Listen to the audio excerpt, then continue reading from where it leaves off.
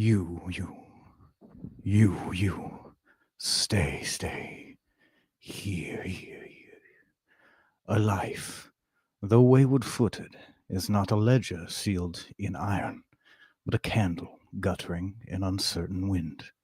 Some burn low and smoky, staining the air with their neglect, yet even such a flame, in its final trembling, may cast a light both clear and kind. Your eyes open, and the three of you find yourself in the same exact room that you've been finding yourself in for who knows how long.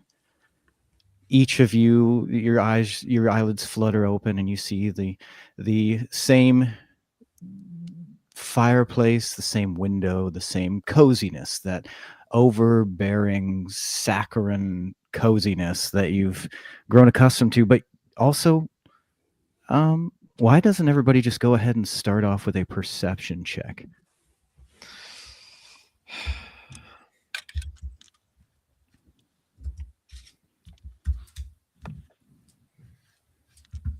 I got 15. Okay. 17. 17. All right. 12. Okay. 7. That sounds about right, seeing as how we left you last time. Yes, last time, Raven, the last thing you remember is falling through stairs. It's been a real time. It's been a journey. There was a light. I walked to it. It turned out that it wasn't actually a light. It was just, I had some floaters. Then I woke up Really bright. and then the next thing I knew, and here's the weird thing about it. My earlobes felt strange, and I don't know what that's about. I don't know. They felt like they'd been nibbled on, or they felt longer. Which is a surgical thing. I know that some people pay big money for. Anyway, I'm here now, but I'm confused as shit. 7. 7. All right, we'll start with Van, because you got the highest there. Van, the very first thing that you notice is, while everything seems to be generally the same, you're starting to notice that around the edges of the windowsill and the mantle of the fireplace, you're starting to see some cracks that are forming. That's odd. And it seems like the moment that you observe them, almost like quantum particles, they suddenly disappear. Like they were there for a moment, and then they disperse, like they'd just been brushed over. And Lindsay, I used to play golf with Heisenberg. I know. I am become D&D. I become Birdie. Lindsay, the first thing that you notice is that bog smell still remains. That's odd. This is the second time you guys have woken up, and that bog smell has remained, and you're not 100% sure what that means, but it's it can be a little bit unnerving, or however you would like to perceive that. But it is definitely extremely strange that there are just these subtle differences. You don't notice the cracks like Van does, but you do notice this bog scent. And Van, you also notice the bog scent, but not as strong as, we'll say, Elinthi did. And Pandora, the first thing that you notice is it getting warmer in here? And Elinthi and Van, you guys also feel that, but it's starting to feel just me. Yeah. You are. Is that just the magnitude of your personality? And for somebody, you're a tiefling, correct? Yes. So that can either be maybe a comforting sensation, or maybe because of the fact that it's one of the first things you've noticed that has changed, it could be unsettling. I'll allow you to decide. And Raffin, it's most of the things are generally the same to you right now. Yeah. You're a little bit disoriented with a 7. You're just trying to get your bearings. Yeah, no, I mean, I'm gonna try and maybe sip some wake up juice, sort of figure out, shake the cobwebs, see what's going on. Yeah, wake up juice appears right in your hand as you think that. You're fantastic. Wait, before you do, it's too late. Oh Have we no. not learned by now that Raph is going to eat or drink anything that's put in front of him? Well, I actually, to that end, is the table of food still there?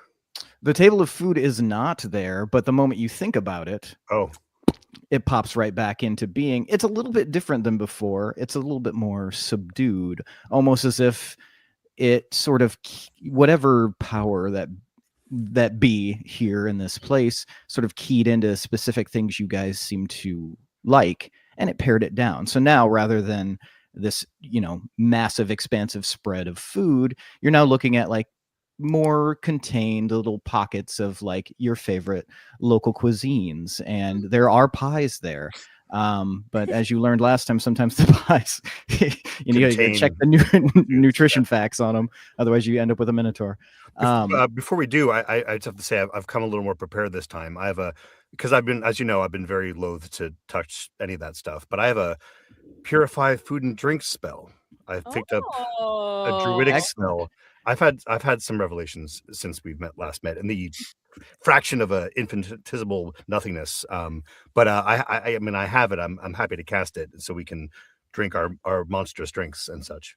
Absolutely. And as Van sort of mentions this, the rest of you guys do realize you're like, oh yeah, I feel a bit stronger. I feel a bit more virile. I feel like, maybe it's the wake up juice, Raffin, but you're feeling, despite falling through a staircase, and you're feeling pretty you got a lot of moxie right now. Yeah, I'm resilient. Yeah. Yes. Yeah. Absolutely. And the rest of you all feel this same way, and you see this spread of food, and you've heard Van say that he would like to purify things for you. Why, thank you. That's so generous. I mean, it's mildly selfish, but still for everyone else too. Absolutely. Simultaneously, both these things can be true. All right. So you go ahead and you would like to cast purify food and drink. Yeah, I would. Should I roll for the effectiveness of that? Would you just really quickly read me the description on that? It's been a while since I've looked at that spell. You remove poison and rot from non-magical food and drink in a 5-foot radius sphere centered on a point within range. It's instantaneous. Excellent. So yeah, no roll required in this instance. So how does that look, Van, when you cast a spell like this? What sort of physical features, or what sort of perception-based things might the others see? Well, I would love there to be like a shimmering glow, and then like slowly rising off the top of it is like a bit of like contaminant that sort of magically goes in the air, except I cast it and absolutely nothing changes because the food was fine to begin with and I was just being paranoid. Well, you might think that, but you do notice that on the other side of the table, there is, while the food itself is largely untouched, on the other side of the table, you see almost it's almost like a silhouette that the magic sort of bounced off for a second. Oh, yes. I was too focused on the pie. But yeah, the food itself seems fine. But yeah, you're fairly in tune with your own. Looking at your stats here, you're fairly in tune with how your own magic works. So you would definitely notice that immediately. And is anybody proficient in Arcana other than Van? Narp. No, not a single bit. Okay. And nothing. No from Raffin as well. I mean, I'm still a little hazy. You know what I mean? I'm still I was 7. I'm a 7. Solid 7. Gotcha. So yeah, I gotta figure myself out. You know what I mean? Like, and I'm not, I'm not ashamed of being a 6. It's not better than being a 6. But you know what I mean? I'm like still working. I have feelings. And I think, if I recall correctly, Raffin, I think you have as a bard, you would have partial proficiency in, I think, every skill now, based now that you've leveled up. And so while Pandora and Linthi, you don't notice this little silhouette, you in the corner of your eye, Raffin, you see like a little plunk, like something, and you turn, you don't really see it, but Van, you're in tune. There's something on the other side of this table. I'm not going to eat that either.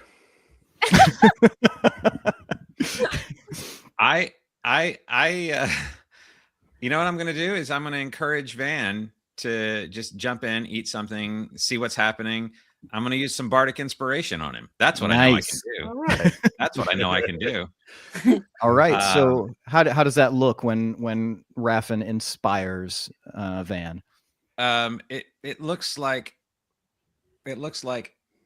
you were not put here with that hair on this plane upon which we all exist to go through life not being a person who indulges their hedonistic desires and wants.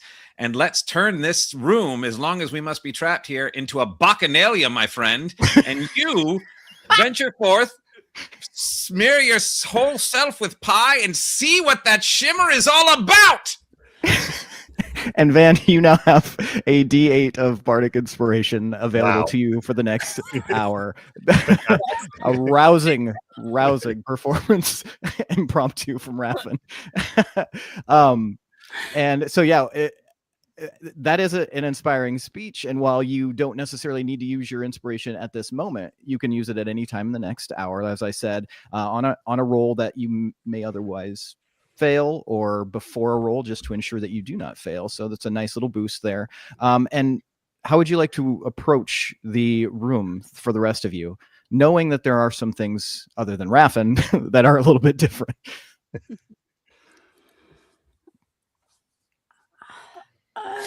And I will point out, I know that's a little bit of an open-ended thing there, because you're in this room, you've got these things to do. I will point out, and Ilinthi, I think you probably very highly, and Pandora very highly, would recognize, rather than the difference of something new, you notice the difference of something that is absent. And that is, you don't hear the sounds of a dog in any way, shape, or form. Don't you dare! I am just a voice. It's strange, because normally you could hear like some sort of snoring or a whimpering or a presence of some kind, but that is largely absent at the moment. Just throwing that out there. Makes me very uncomfortable. I'm about to go break down whatever door I have to break down to find this. With that in mind, I'm freaking out. All right. So you are freaking out a little bit. Pandora, you said you wanted to go grab a drink? Yes, always. All right. So on the other side of the table is, a nice little setup of dark, light liquids. There's a tankard of ale sitting there. There is a little shot glass in case you really want to tie one on here.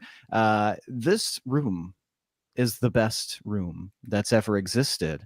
That's the first thought, as always, that pervades your consciousness until your own, will sort of pushes back against it, as you guys have shown over the last however long you've been here.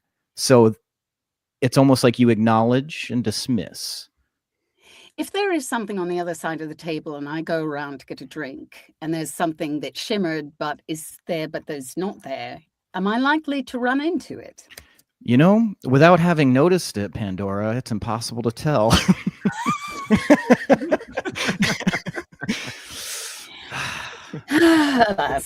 Them might be the breaks, but also you can reach across the table and you can grab it if you feel so inclined.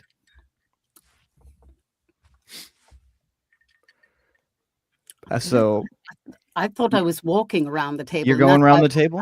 Yeah. And the moment you reach for your drink, your shoulder just sort of brushes up against something, and just like that, something illusory sort of breaks, and there is an individual standing there. Son of a nutcracker! Dukas, would you like to introduce yourself? Surely. So, what you see up here is a hobgoblin, red of skin, black of attire, duster, vest, wide brim hat, bandana in front of his face with what looks like a handprint covering the front of it. And he sort of pulls it down and says, "Excuse me, darling. Didn't see you there." Uh-oh. That seems entirely too smooth. So yes, you have Pandora. You have seen this, red-skinned gentleman with his very clearly cool guy outfit on, appearing right there at the other side of the table.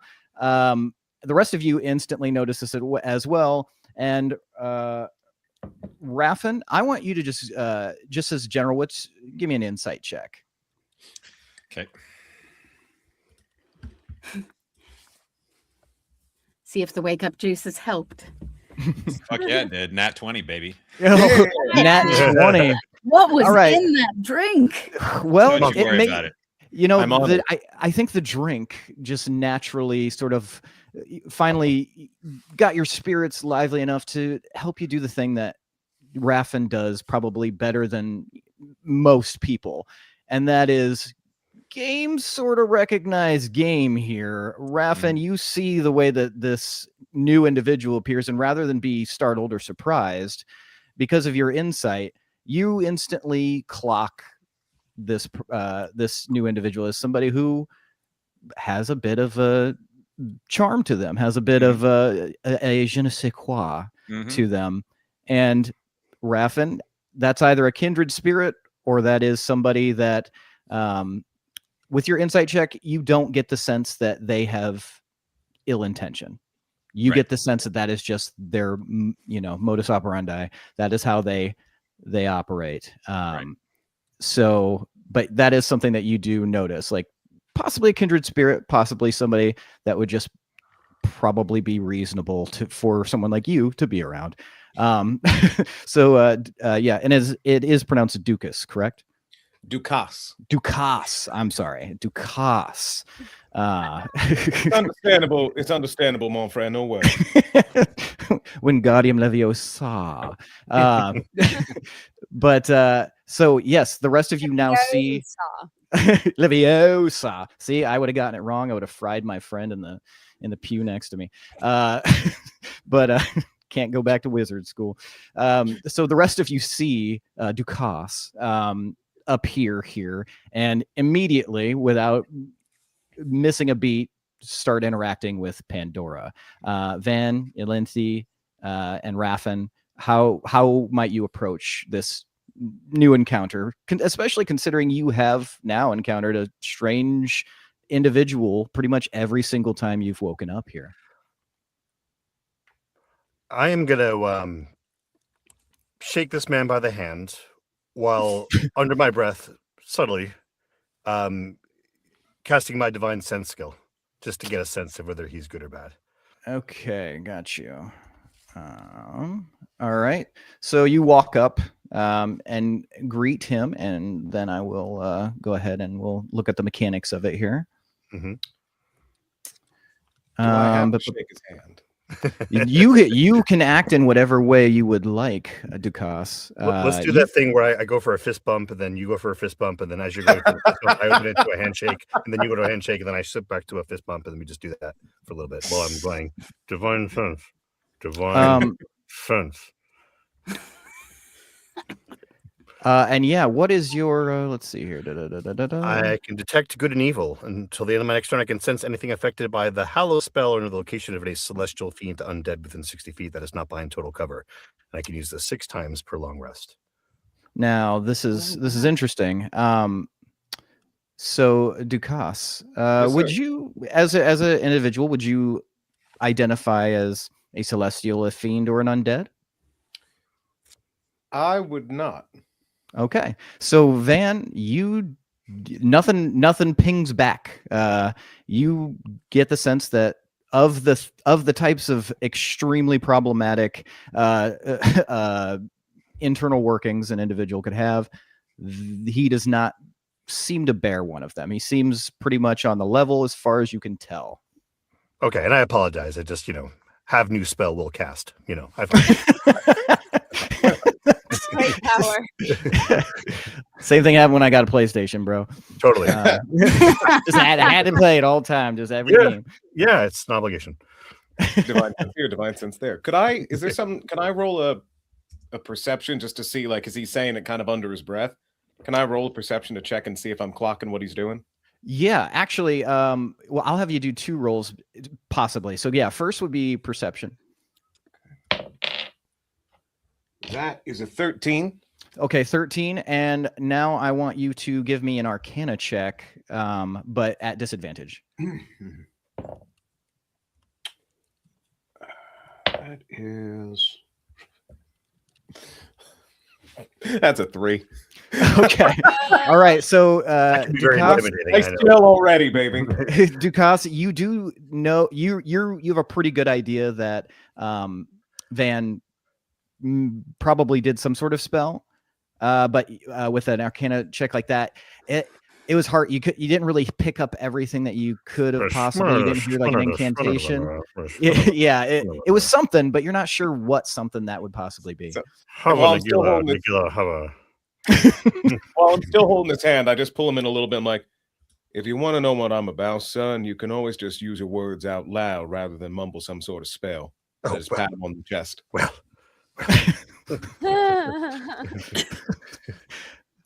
touche. Then Now- I look at the drinks. I'm like, are these drinks for everybody? And I just go to start pour myself one. So he pours himself a drink. Very comfortable, this Dukas. I don't know if you've heard his. I can't remember if he said his name out loud, but yeah. And the rest of you guys, sort of get this general sense that while Dukas seems comfortable, he doesn't seem evil comfortable. He's not here because you're about to fight him. At least that's the sense that you get. And while that is going on, Ilinthi, I don't know if you would like to approach Dukas or interact with him in some capacity. But I am so I like briefly looked over my shoulder at him when he appeared, but I'm too focused on opening whatever door to try and find Dana. I give no flying fucks about anything else. Okay, well then in that case, Ilinthi, since you are sort of very fixated at this moment, you're on this. Where's my dog? This campaign of yours. Go ahead and give me an investigation check. Great. Oh, thank you for having a plus for that. Well, I was going to say, and why don't you go ahead and add +5 to that, because this is something that is clearly very important to you. So I'm going to allow you to. That's a add little bit 23 extra. then. 23. Okay, you begin basically prowling around this room while everybody else is sort of interacting generally near Dukas. You are like looking under carpets. You're pulling books off the shelf. And the weird thing about this room is, of course, due to the nature of it, as you pull books off of the shelf to like look to see if you can find some secret passage, another book appears in its place. So you're really, you're just basically cycling through a Rolodex. Yeah, you look a little insane, but it's clear you have a purpose because you haven't acted this way before. Mhm. And the rest of you might, you've sort of got 2 real camps here. You've got this new individual, but you also can see that your friend that you have been, here I'm a with. little concerned for Ilinthi. Yeah. She seems desperate. Does she think the dog's under the rug? And you're looking for anything that could possibly allow you to open this room in some way. Yeah. Kind of go in I there. guess it was a dwarf and a pie, so I apologize. That could be very possible. The dog can very much hit the rug. Can I give her a hand? Absolutely. So what we're gonna do then, if you're gonna help her, we will give you the help action. So now, Linthi, that investigation you were doing, go ahead and roll again. And if your roll is higher, go ahead and take it. If it's lower, then we'll just leave it as is. Okay. That would be, it's a 13. So 23 was still higher. Okay. So yeah, but now you've got an extra pair of eyes, and Pandora is also looking. You guys are scrabbling around on the floor, feeling walls. Something's off. You can tell this isn't right. Raffin, Van, and Dukas, you guys are still near the table, I assume, or maybe I shouldn't assume. Raffin, I don't know. I don't believe you told me what you're doing yet. No, I'm still back over on the side. I just finished my wake up juice. So, but I want to know. But I want to know what duck ass is all about. So,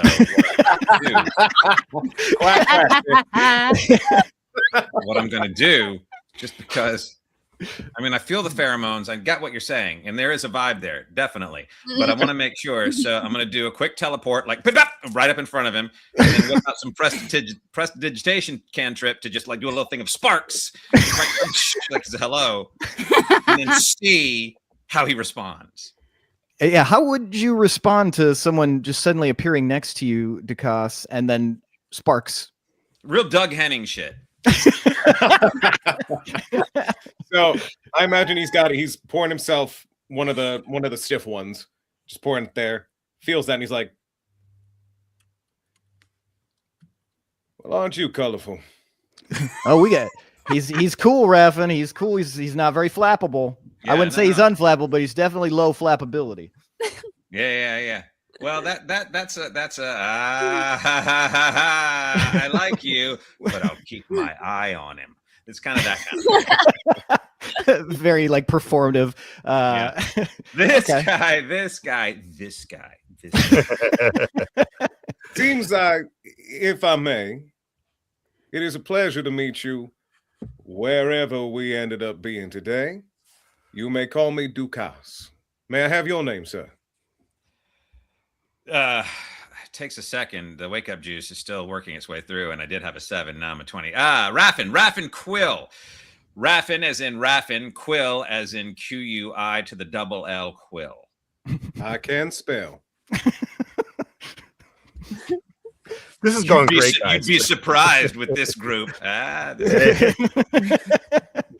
Well, who else is this group here? I met your I assume muttering mage earlier. He came up and introduced himself and didn't even give his name. He just said a bunch of, well, I'm not sure quite what he said, but he said something.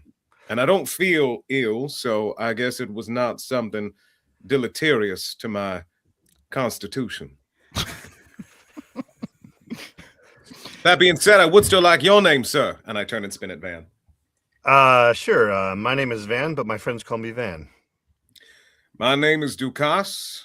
Most people call me Gravedigger. You may call me Dukas. Do you, is that your profession? Is that your vocation? Is that your hobby? Is that...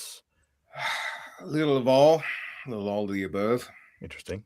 And Raffin and Van, since you are there when you hear Gravedigger, something about that sort of burrows its way into you're not sure if it's a memory or something, but both of you won't even require a roll for this. When you hear Gravedigger, the first thing you feel is like this kind of sense of almost like jubilation, just for a moment. This strange little jubilation. And Raffin, you smell a little bit of smoke. Van, you smell a little bit of something that smells kind of like seawater, but just like a hint, like the ocean is, 50 miles away. But it's not necessarily unpleasant, but it does just spark something in your memory banks that is familiar. And then just like that, it is gone. It doesn't leave you with a bad impression, though. Raffin, there was that time that we were walking in the graveyard and that guy had that skull. And we talked to him for a little while. Oh, that guy. It was the skull of what's his name? The jester guy. What was his name? Oh, wasn't it You're It? You're It. That's what it was. That's exactly what it was. Yeah. I knew him. You're It. And I was like, no, I knew him well. Yeah. Right, the whole thing was so funny. Yeah. I've never heard of him. I never knew him at all. Must have been a different Gravedigger. Yeah. Alas. Anyway, well, when we met that fella, that French fella, Gravedigger. And how? Yeah. Pandora and Lienzi. As much fun as this reminiscing is going, you guys, we can't just stay in here. Do you not understand? You guys are you do feel this sense of like, oh, did that thing happen again? Where I was feeling compelled and very, very drawn to staying in this room, almost as if you were ignoring your friend's anxious like sweep of the place. And Dukas too, it's almost like when she says we need to get out of this room, something kind of there like a bubble pops around your mind as well, and you get the strong sense of ocean air, deep water, and this sense of searching. Yes. Just like that. Whoa. I dream of Genie. Because there's like that's a glimmer into his mind. Woo-doo-doo, doo-doo-doo-doo. Raven, you left your prestidigitation on. That's right. Turn that off. Oh, you bards. That's on me. That's on me. So yeah, you guys see now that Ilinthi and Pandora are desperately searching. Well, one seems more than the other, possibly, or I guess Pandora might be just as desperately searching Looking now. kind of like this. High, low, here, Like a there. teenager looking for their shoes. On the ceiling. Yeah. Great effort.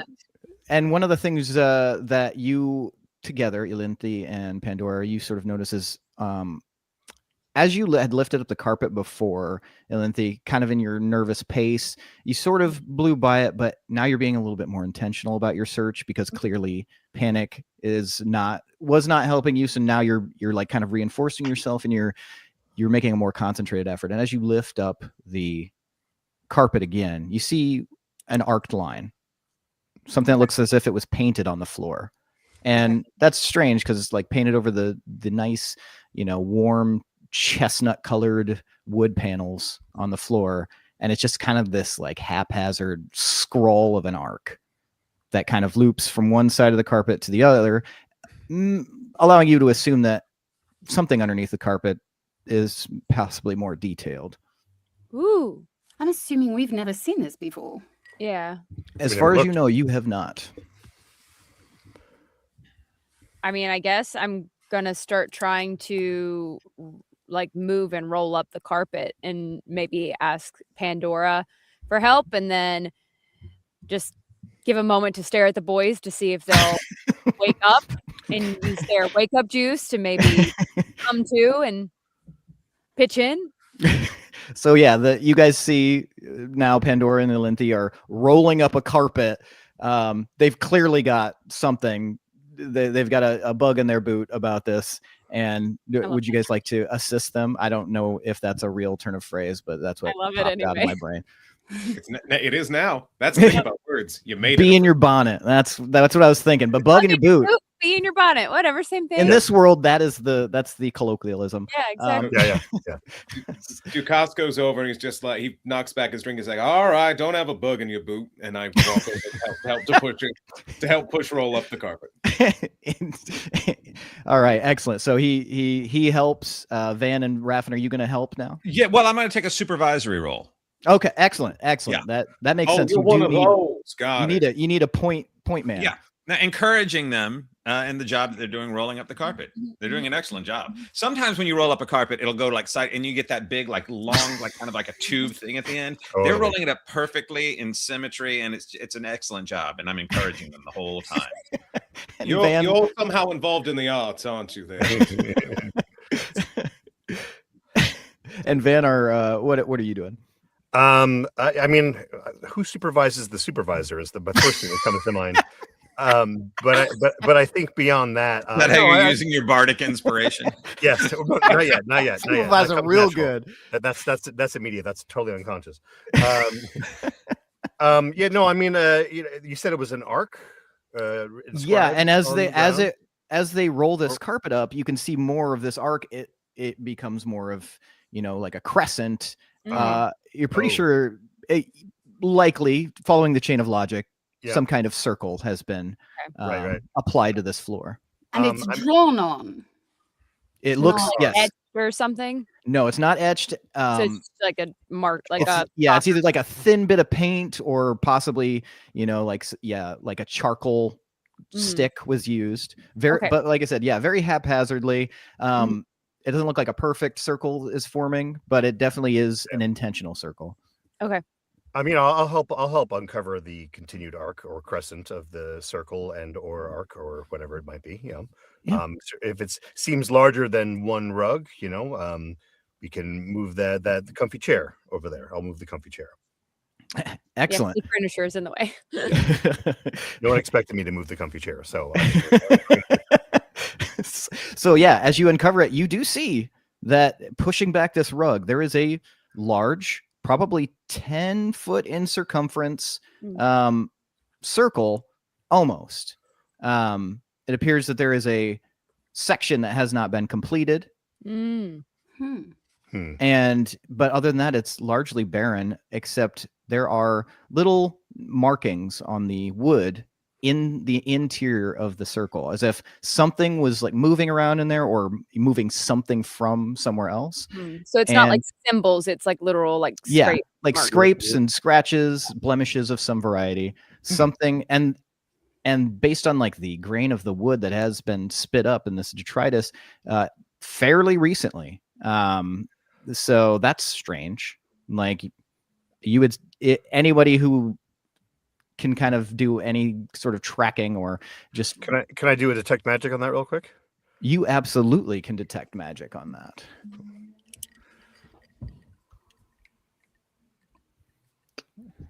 All right. And then so we can shortcut it here because you do instantly, there's something magical about this circle. Yes. And you can see that it is that also tells you the school of magic as well. So you can tell that this is conjuration. Guys, it's conjuration. Oh my God. Josh like backs away all the way. It was like, no. And so you were sitting in this incomplete circle, scratches inside, clearly magical, conjuration school. And then I can't remember. So that's the circle that we've been appearing in each time we've shown up here. It was roughly aligned with where you guys have been showing up generally. Like you feel like somewhere within the vicinity of the interior of the circle, you have been arriving when you come to. What would happen if we tried to complete the circle? Anything? Yeah. Should we try to complete the circle? Does anyone have proficiency in Arcana? I think we've proven not us. No. Nobody? Not as such. I think the closest might be Raffin with partial proficiency. So I would say if you would like to see if you can figure out something about it, that's up to you. But Raffin might not feel as though that is the most pressing issue at the moment. Well, look, here's the thing, right? I know what's not happening, which is everything. So, my curiosity is it hasn't killed this cat yet. So, you know what? Let's go ahead and engage it a little bit. Thank you. No, absolutely. I am here for the party. Can I put a hand just up to just stop him from moving forward? Not pushing, not forcing, just holding. It's like, now I might not be the smartest man, but considering that I just appeared in here out of nowhere, I'm taking that with a bag of salt. I'm afraid what you'll summon by finishing this conjuration circle here. Well, it can't be anything worse than we've already done. What have you already done? I don't even know your name, darling. I am Yolinthe. Hello, Yolinthe. I'm Dukas, and I looked at Pandora's. I don't know your name either, my dear. Pandora, darling. Pleasure. Now, having said all that, what have y'all done? We've defeated or fought against many different creatures in this house and its hidden walls and secret corridors. And there was that butler. We killed that butler. Yeah, and the plant monster. Yeah, that one too. Yeah. And there's a blue door that needs to remain closed. And a red door that we still haven't gone in. It's very hot. There's a trash monster. There's that trash monster as well Trash too. monster, yeah. And the the purple orbs in the dining room. Slime Yeah, oh yeah, the monsters, slimes, yes. the slimes Yeah. too, right? So we've done all that. So Yeah. anything that could be in this circle that we conjure, I'm sure is, if it's worse, then it's worse. But I'm ready because I don't know where Dana is, and I haven't heard her. And usually I hear her by now in some sort of. Dana is our dog. Yes. Oh, and She's- with that, Oh, hell no. Dukas immediately puts his hand down. He's like, "Proceed." He pulls out a giant shovel and is just ready for like whatever. He's like, The universal language of understanding. There's a dog. understood. Just like in horror films, you don't kill the dog. It's an unspoken rule. So yeah, does anybody want to complete this circle? Yeah. I'll do I it. mean, I'll do it. Raffin, you're gonna do it? Okay. I'll do it. You're looking around and you're do you have an idea of what you want to complete it with, or are you going to assume that there's something in this room that you can use? I feel like, unless I am completely wrong about this, and I could well be, I can create. I have a cantrip that allows me to create a minor illusion. Oh, okay. Right. Mm-hmm. Here's the thing. My curiosity is, if I create sort of the minor illusion, some sort of marking minor illusion, right? Mm-hmm. Is that translatable to an actionable thing? I guess what I'm trying to ask is there a way to create something that allows us to peek into the possibility of what this is through the illusion, and then determine if it feels safe to venture forward based on our glimpsing through the looking glass? And if it is, we go. And if not, we have the information that we need. You know, that's an excellent question, Raffin. Well reasoned. And I will say, I will allow you, with your partial proficiency, to go ahead and roll with Arcana. And since you normally, I think you have a +2 to your Arcana, we'll treat it as if in this moment, this is like you're really trying to problem solve here. We'll go ahead and give you a +4 to that.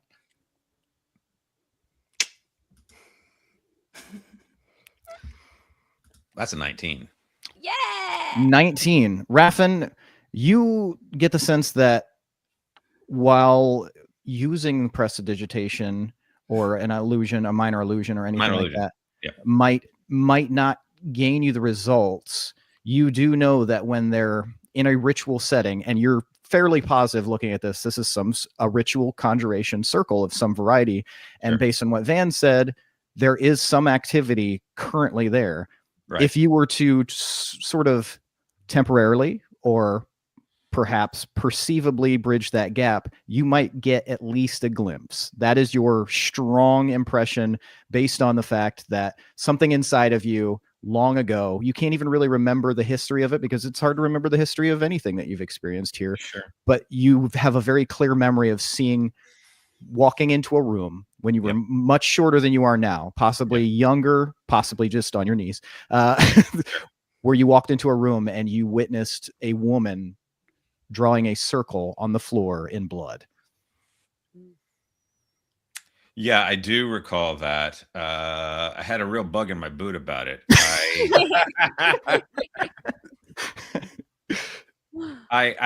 Here's the thing about it. I don't have the clearest recollection of when that happened. And you know how it is. Sometimes it's like history is a fiction. And so it could have been a dream. It could have been a waking dream. It could have been any number of things. But yes, that is present there in my imagined recollection.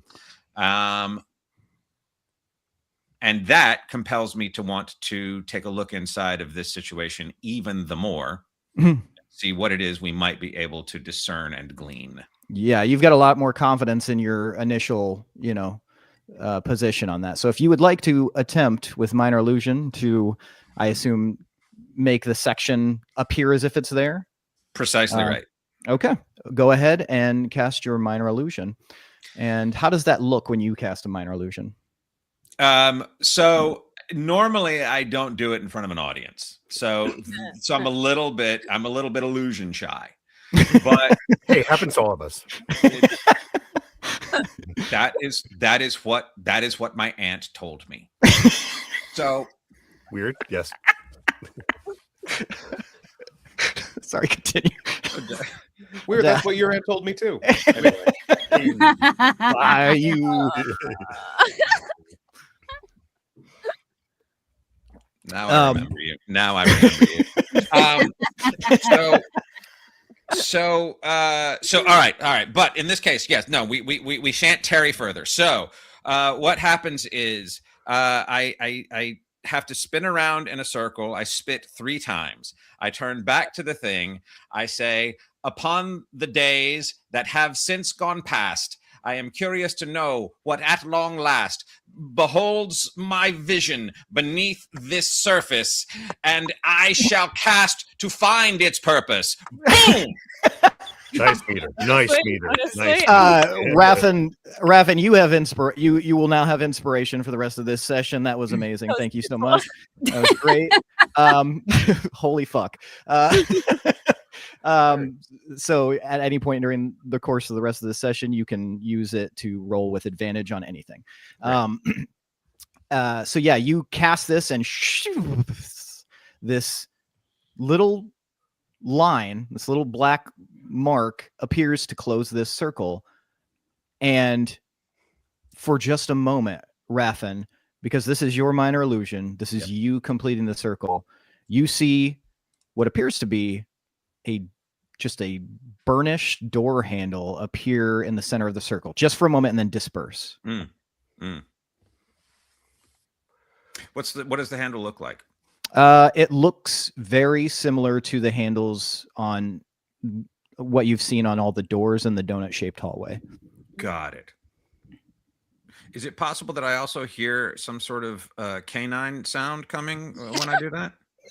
No, the only thing you heard was just your own sense of self-accomplishment at having fucking killed that roll there. So yeah, but the in this certain situation is just this burnished door handle appears and then disappears. Got it. You get the sense that this is going to summon a way out. Yep. I do. And that's so funny. That's what I was going to say. We're the same.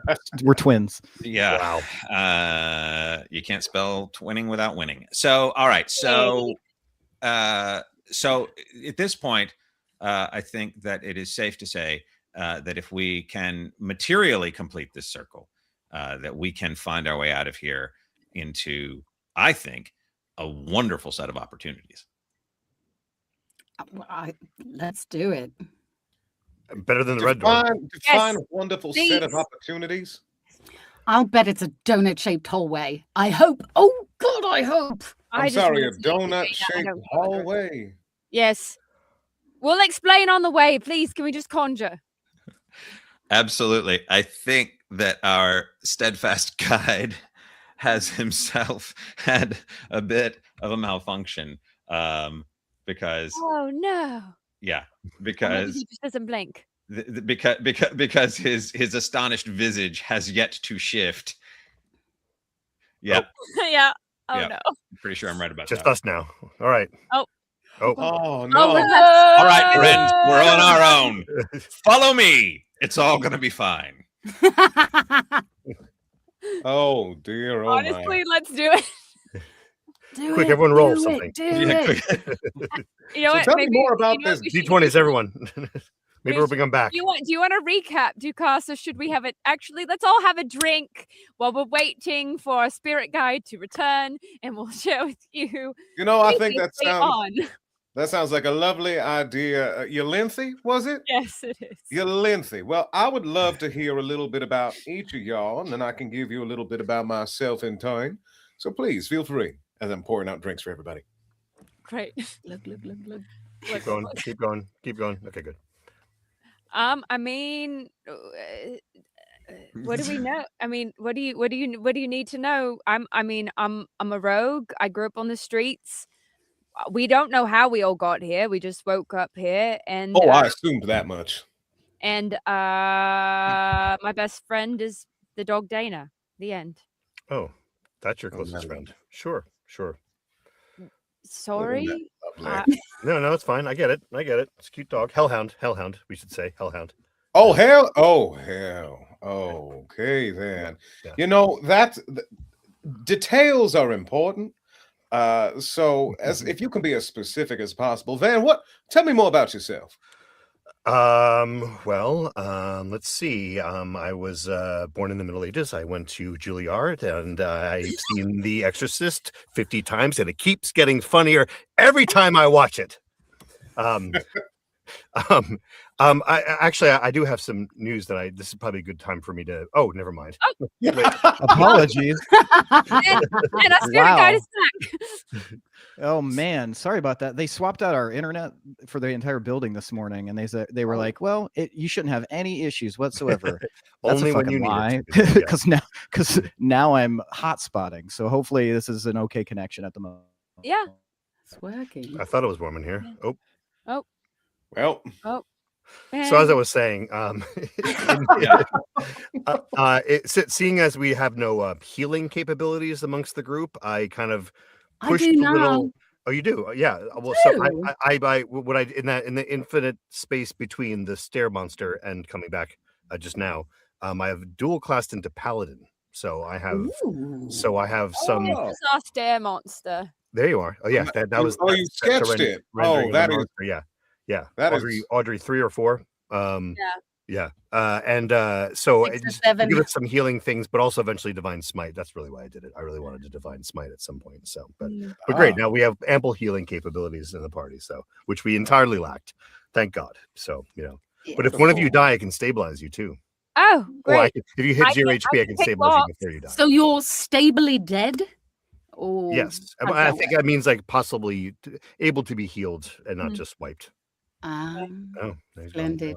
Oh no. Well, all right then. Nice to have a man of God on the team. It Sort of. feels I'm also a like- hexblade warlock, so it's a bit of a internal existential crisis that I'm working through. But it's Oh, you're playing both sides then. yeah, you could say Well, that. that just means you're smart. But the paladin to what god is the question? So Well, Hmm. that's fair. Pandora, you sound like you also now know how to heal as well. I do, a little bit. I'm in training. In I training. am. Yes. Well, all right. So I'll tell you. I started out as a very privileged young lady. I was living south of here, we'll say, to the south, in a place where dreams go to die. And my parents were hell? very. So hell? Well, yes, it was rather like that. They had a very funny way of speaking, though. And then more recently, I've moved north to where the trees are, and I've joined the Druids, and it's lovely. Oh, isn't that nice? Yes, it's fantastic.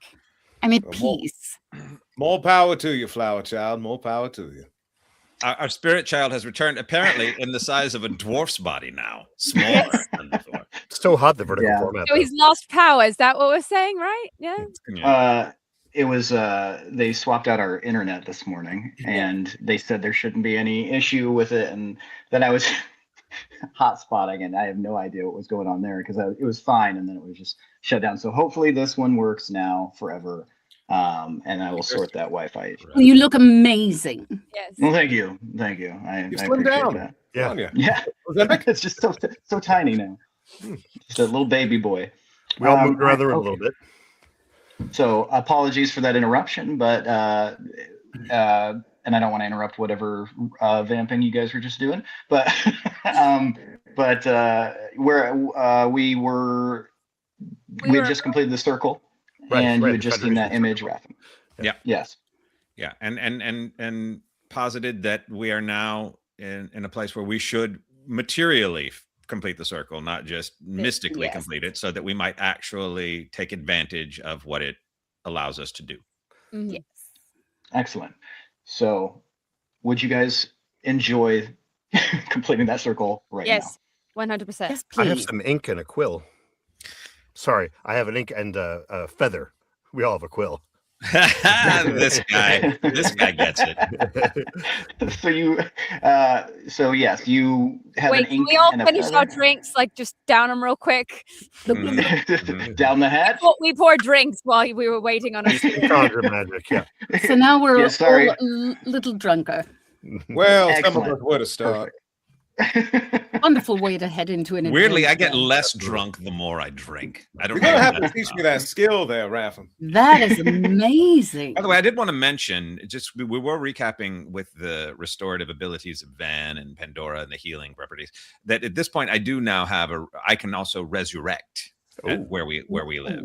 As long as it's been dead only within the last century, and as long as it did not die of old age, I can resurrect anything, and even if it had limbs hacked off, etc., those will be restored. Like I can bring it fully properly back. So Amazing.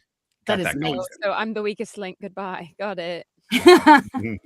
Well, no, I just hit shit real hard, so I guess I'm the weakest link. But what can Woo, you high do? five.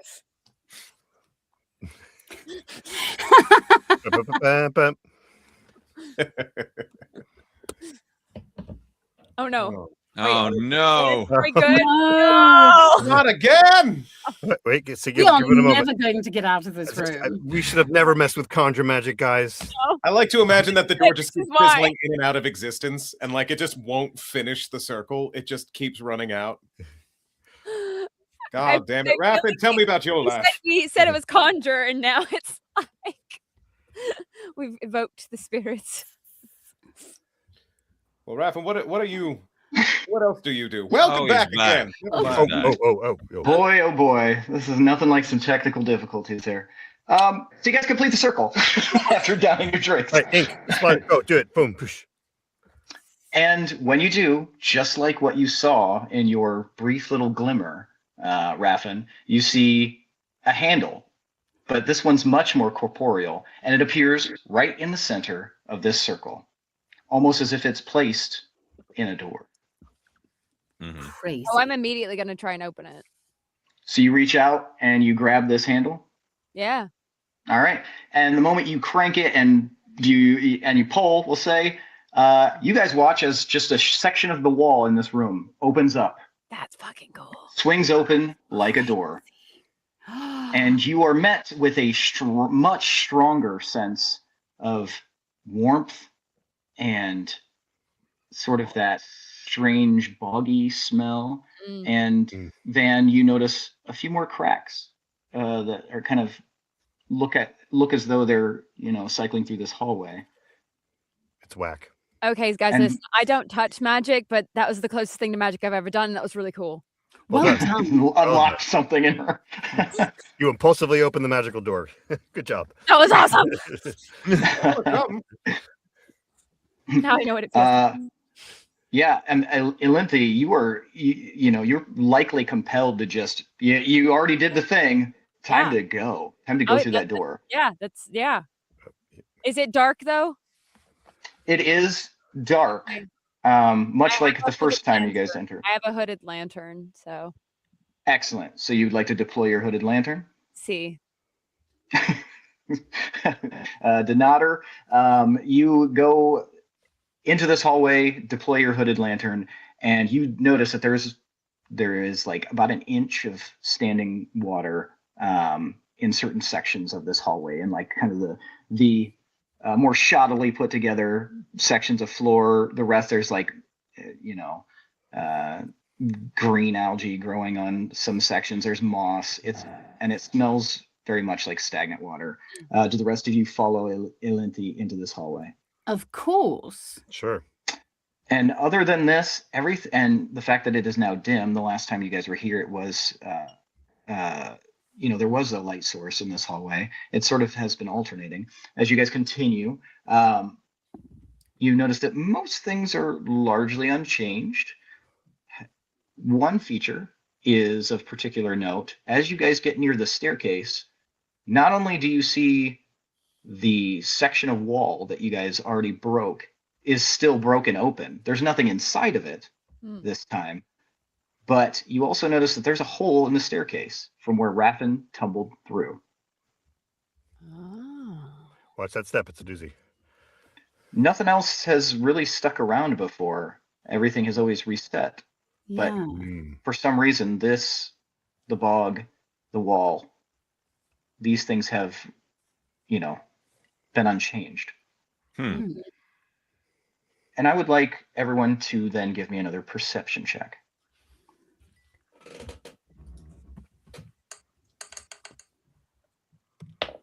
15. 15. All right. Yes. I think 12. that's a 12. Yeah, 12. 21. Hey. 18.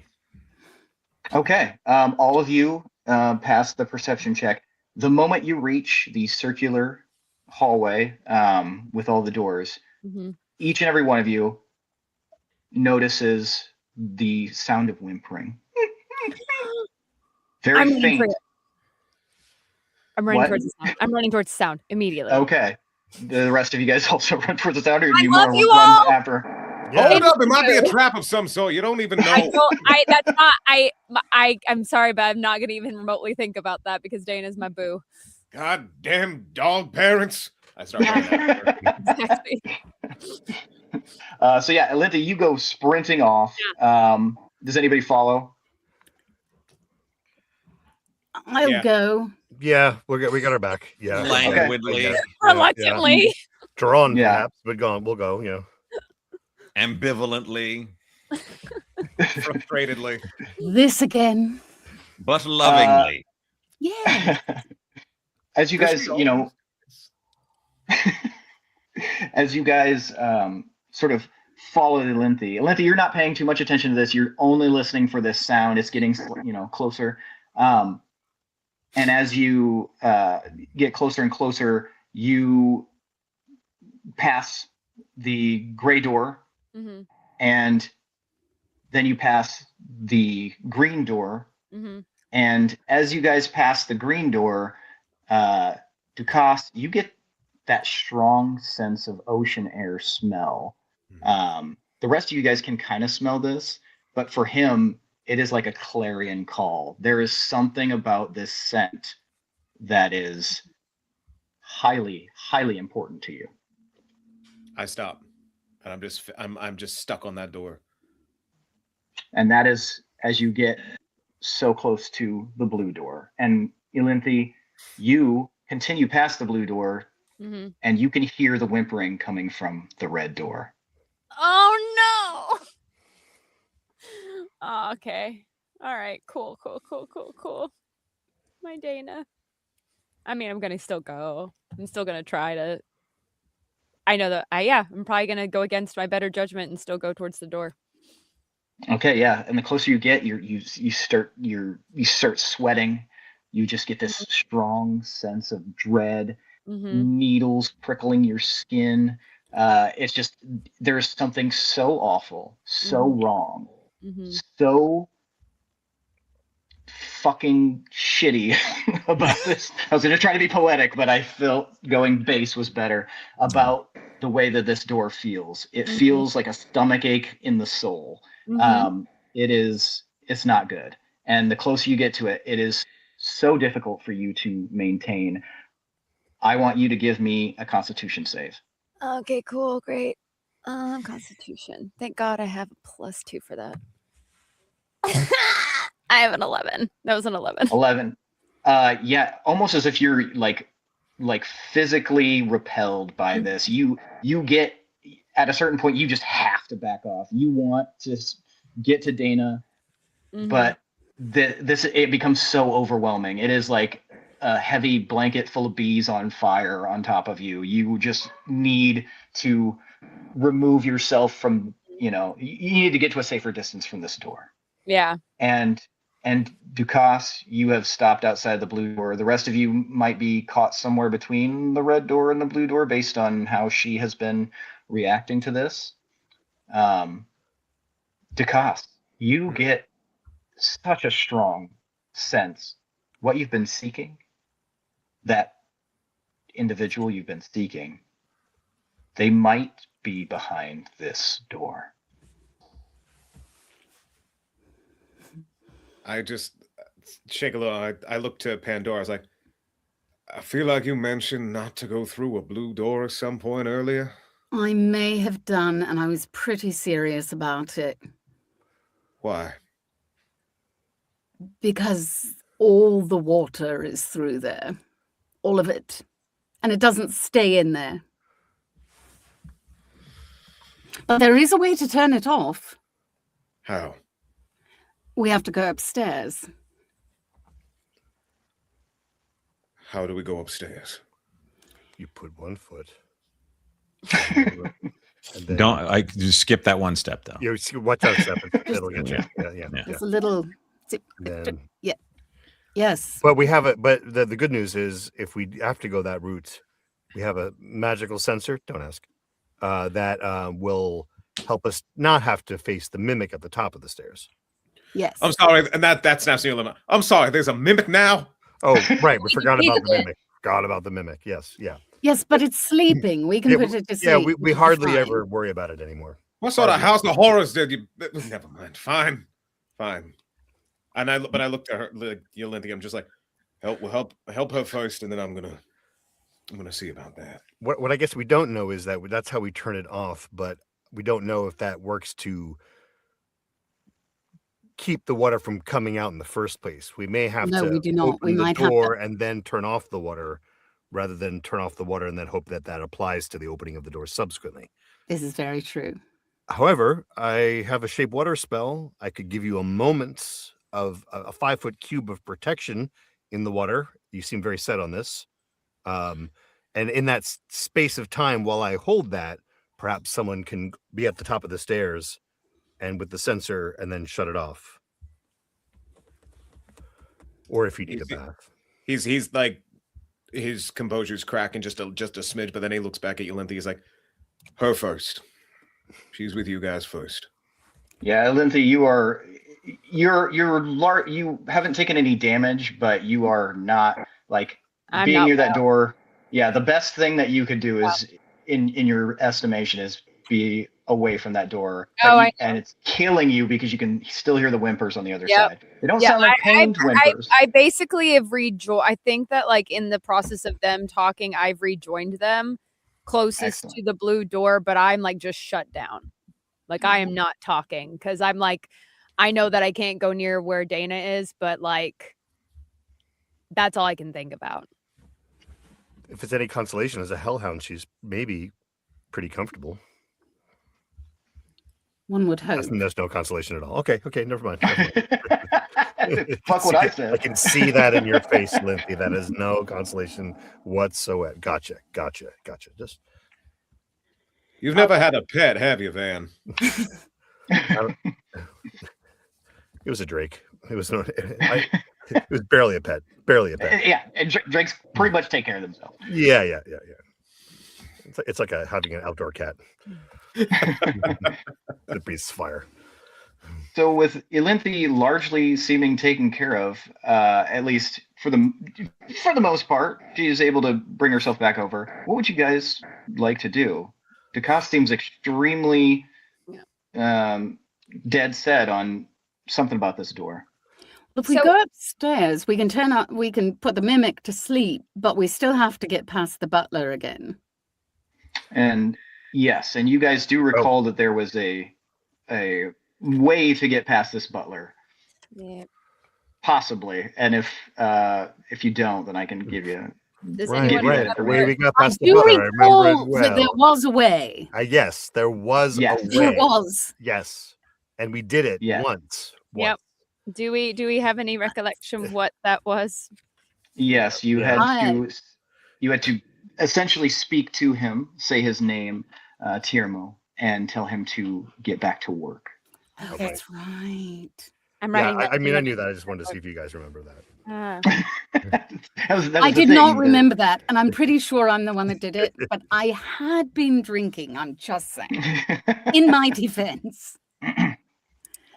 So, are we going to try to turn off the water, then open the door? Are we going to open the door, then turn off the water? Crazy idea. You know, this is how I get with the water door. We have two problems here simultaneous. There's the water door, and then there's the fire door. What if we can use these two things against each other? and make a steam bath of the entire donut-shaped hallway, which is probably not the best solution, but because I can shape water and I can shape fire. I can shape the water and the fire in the same direction. Countervailing But we would magic. have to open the fire door, and we don't have a key Yes. yet. We don't have a key to the fire door? Oh. We have Yeah. a bunch of pieces. We have four fragments? Did we You guys keep- now have discovered 4 fragments, but each time you guys wake up, the fragments are gone. So Yeah. we have to we have to go back recollect and all of them. retrieve. Yes. My God, this residence just sounds all sorts of evil, if you ask me. We're having a great time. And we haven't even met the landlord yet. Well, I'm sure he's a charming fella. I'm Look, sure. I can't explain why I want this giant, infinite ocean door of some sort, I guess, to open. But how long have y'all been here? Well, time like is months. a fabrication, Yeah. right? Like time Yeah. doesn't exist. It's not a real thing. So Oh, don't you start with that. I Does can't anyone start with it remember- because it was ever thus. There is no starting nor stopping. Uh, Does You anyone were remember- definitely in the humanities in college, weren't you? Anyway. But yeah, I just there's feel no. something. Yeah, You felt something. you definitely feel something in there, and you also as to the, if any of you were considering that, it is this, like you said, any of your answers would be the best answer, because it is truly impossible to know for sure how long you have been here. It seems like, maybe, and as many fingers as you have, amount of times that you've woken up in that room, but it could have been a lot more. All right. So here's So my that's thought. how long it's been. About that. Pandora, you remember how to turn off the water, right?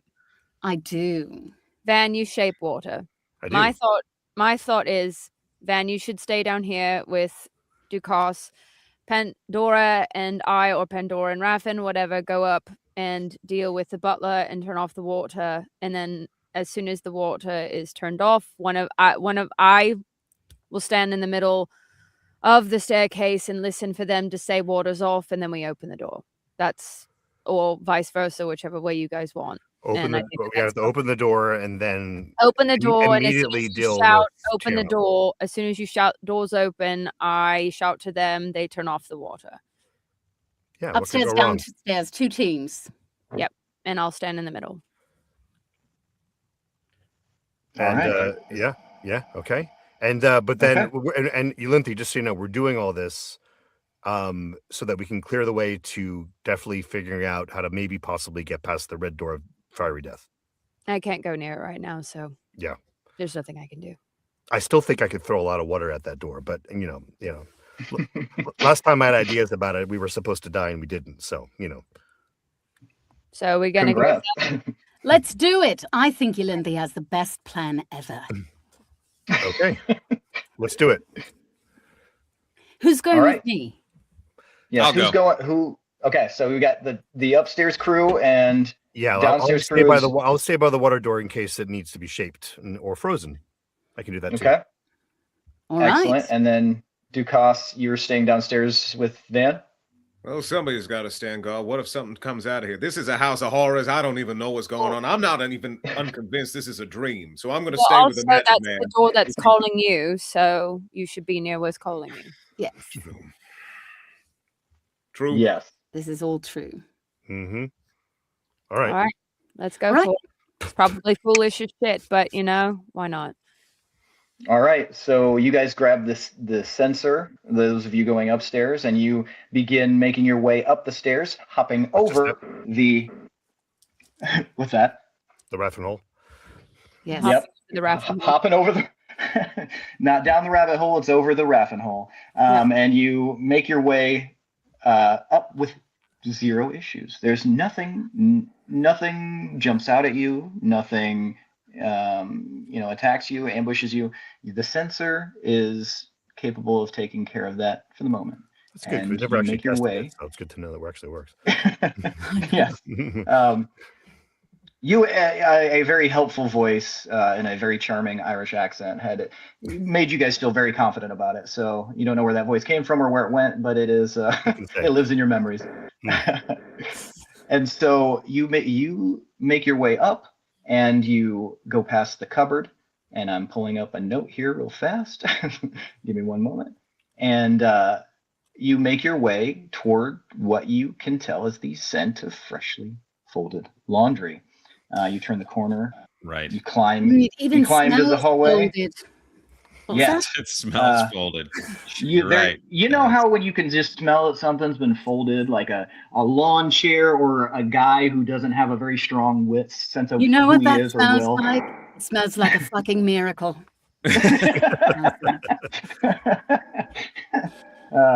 But yes, you smell freshly folded laundry. It's a very distinct smell. Don't ask too many questions about it. And you turn the corner, and in this hallway filled to the brim, as you remember, presses and drawers that are coming in and out of the wall with more folding, and you can see a stack of freshly pressed sheets, napkins, handkerchiefs, shirts. They're all either in one camp or the other, white as freshly fallen snow or as black as charcoal, but it's crisp. It looks nice. This is the type of laundry room you write home about. And of course, there you see, tending to this laundry is a man in a tuxedo, snazzy shoes, blue horns, and a mop of red hair. And red eyes, and he is sort of whistling, and he says, "The Duchess and her eider down was quite well known throughout the town. A bed and sickly, temper prickly, and never far from peevish frown. A good one, not as good as the one about the priest, but very good, certainly." Hello, friend. His head snaps in your direction. "You're not supposed to be here." Can you tell me your name? I would ask the same of you. You cannot ask me this. Who are you? Why are you here? The Duchess sent me. The Duchess? Yes. He seems extremely confused. And what is your passive insight? Passive insight. I don't know. Let me find out. You mean just the plus? Is that passive insight is just the +3?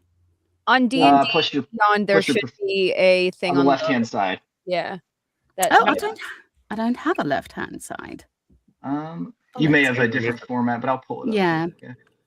It's underneath where it says saving throws and above like armor and weapons. There's passive perception, passive investigation, and passive insight. But yours, I'm looking at it right now, and it might be just the way that mine's. Yeah, 13. So you get the sense that without the true passcode, he is starting to get very, very upset to the point of possible aggression. What was his name, guys? Oh, yeah, you would remember it's Tiermo. Thank you. Because you said it before. Yeah. Yes. Tiermo, friend, I'm so sorry. I just need to get into the other room. You can continue what you're doing. This is not the conversation you're looking for. And through that, you say, Tiermo, you can get back to what you're doing. And the way that you say that very clearly implies he should get back to work. And he immediately straightens up. "Oh, yes, Duchess, you said, yes, that's just, yes. And he like nods to himself and says, "Wait, the Duchess says this, and and he sort of just wanders off in a random direction, leaving the laundry room and the room beyond open to you. Quill, come on! I'm go in the other room. But these sheets, these fitted sheets are folded perfectly. I've never seen such a thing, and I need to. Oh, fine. Bring one to study later. No, I know. All right, I'm here. I'm with you. I'm under the that door bed. into this box of a space. Under the bed, there is a drawing of the ocean. A drawing. Yes. It's a drawing. And it is I know. upside down. See what I did there? Yeah. And it's upside down. And the water is on the wrong side. Yes, correct. So I can turn it over now before they open the door and see if that helps. You Or can. should I say like, hey, open the door? You do that. If you And- shut that towards me, I can jump over the raft and hold, go to the bottom of the stairs to yell down to them. I think aren't we positioned by the door? I thought we split. I thought we split the No. party for this wisely. We did. What she's under the bed by the thing. You're by the blue door. Right. So Okay. I'm the one that's on the Oh, staircase. you're the con. Yes, got So it. if she yells to me, I can jump over the raft and I'll go to the bottom of the stairs to yell to you, and then jump over the raft and hold to go up to the top of the stairs to yell to them. Okay, let's do it. As an aside, you guys are a very tactical bunch, which going into this, I didn't know how you would approach these things. I think I'm going to make a concentrated effort to have maps available for you guys for the next session, because I think you guys would, based on how tactical you guys are, I think it would help you guys quite a bit. What? or we could just use those drawings.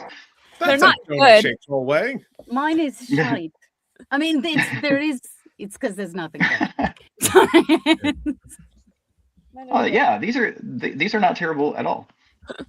Good. I have to. It's the way my brain works. I have to create diagrams and Even an even better and more compelling argument for me to provide maps that and I've already talked to Geneva about the idea, and she's happily suggested she could throw them up there so you guys could see them. So yeah, awesome. let's, All right. that was just an aside, but Great. we're back in the thick of some business, so let's get back into it. So this picture, this water is sky, sky is water. Mm-hmm. Correct. Don't ask why, just prepare for the slaughter. Something like that, right? Isn't that how the old saying goes? I believe, yeah, that was in the book of Judah. And next to it, you guys notice, because this is, sort of in almost like a slot. It's got room to move it, but it's got its own little space. And next to it is like a missing something. Something else goes next to it, not connected, but you could definitely place something next to this picture. Anyway, you run down the stairs, Elinthi. Yes, I jump over the raffin hole, go to the bottom of the stairs, and I yell to Van, "Open the door!" Before then, immediately, well, hold on, wait. I wait. Copy. Thank you, door. All right, and then I run back up, jump over the Cue door and go. Basically, I'm the In stage 5, manager. 4. So, and now I'm jumping over the rabbit hole again, going to the top of the stairs and go, all right, flip portrait, copy. Copy. Dukas, this is your door, man. You want to do the honors here? If you'll make sure I don't drown. Yep, I'm getting my spell ready. Thank you. And let's see. All right, How and far are you Dukas? turn it, and you open the door at the same time, turning it, and Dukas, instantly, you look up as you open this door, and you just see this 6-foot wall of water, like getting ready to crash down on you, and then as if by magic, the moment that is flipped upside down, the water dissolves from your vision and disperses to somewhere you don't even know, almost as if it was ghost water. And when water dies, and but then you're looking into this large chamber that has a bunch of wave patterns on the walls, and looks to be mostly empty except for this dais in the back. Always a dais. So Amadeus. Yes. rock me, me, Amadeus. So just letting you know that did something. Don't flip it back, please. All right, I jump down and I go, what did you say? I said, don't flip it back, please. I think Okay, he and I said run and flip jump it back and I back. go, Pandora, keep the portrait as it is. Don't turn. Can they come back? Can you guys hold on? What? Hit the key fragment while you're there, just in case. Can Okay. they come back? Do they need to be Jump there? back, I go, grab We get the key fragment. and come back. Okay. Down the stairs, jump over the wall. And You're maybe should just be like a fine. fitted sheet, because I don't know how those are folded. Got one. Way ahead of you.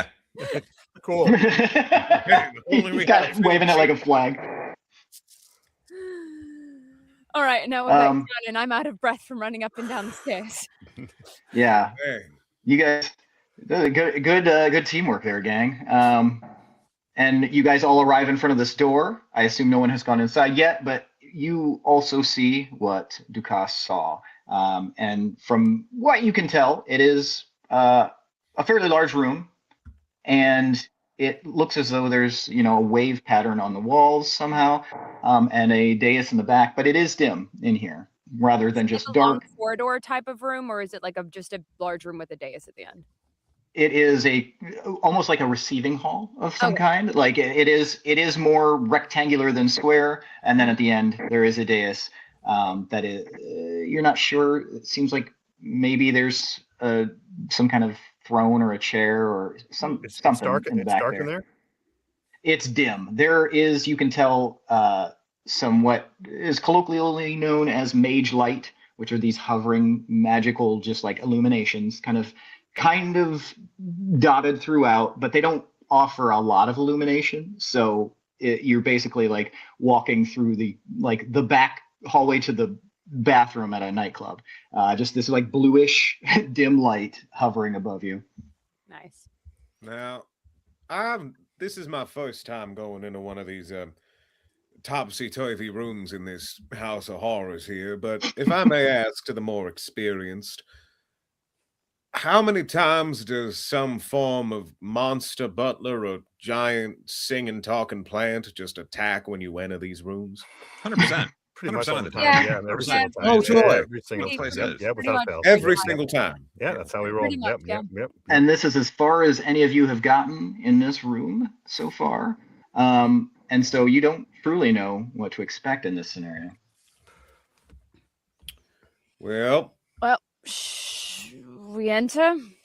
I will go first if that is all right with all y'all, since I made you open the door. It No, only seems right if I die, then it's because I asked you to come Well, with me. apparently, everybody. I'll go I think second that sounds because very everybody fair. behind us can revive us if both of us die. So there we go. Hey, look at that. All right, so you step in. And when you step in, Dukas, the first thing that you notice upon crossing this threshold is that the wave pattern that has been all over the walls, now that you are in here, you see that it is actually painted with these like crushing waves rather than just a general pattern. It's almost like you had to look at it from a different perspective to see, oh, this is like a very detailed, think like the out of character, like the watercolor wood blocks of like the waves in traditional Japanese. You just see these like just very well depicted crashing waves, and like splumes kind of like foaming over the top of it, and it almost looks as if it's kind of moving. That's the weird thing. It's a very, very detailed painting along this wall. It's very cool wallpaper, if that's what it is, but it does appear to be moving and rocking, almost giving you kind of a sense of vertigo. And because of the shape of these depictions, you didn't realize how tall this room actually is. You look up and you see it's at least 40 feet in here, possibly more. It's hard to tell because it begins to fade above the mage lights. It begins to fade to like darkness. So that's always a good sign. Yeah. And when you say that out loud, your voice echoes. I do not like that. I do not like that. Yeah. Well, that painting there, well, actually, I don't know what's a painting. Sorry. That switch there. How permanent is that? Is it on a timer? Do we need to actually like move with purpose or what? We don't know, so we maybe need to move with purpose. Let's be on the safe side and move adroitly. All right then. Go towards the dais, I suppose. All right. Is anyone following him in? Or are you guys just kind of letting him be the canary? No, I'll go because. Okay. Well, we can all move into the space. Myself distracted. Excellent. So you go in, Van, Raffin, are you taking next, or are you in the back, or how would you like to? positioning. I feel like someone should stay back to make sure that nothing comes up from behind. This feels Excellent. important. This feels, guard the rear, be on their 6. I'm in the suck And with them. Pandora, and Pandora, are you going to hang back as well, or are you going to head forward? No, I'm heading forward. Okay. All right. So our order is Dukas, Elenthi, Van, Pandora, Raffin. That sound right?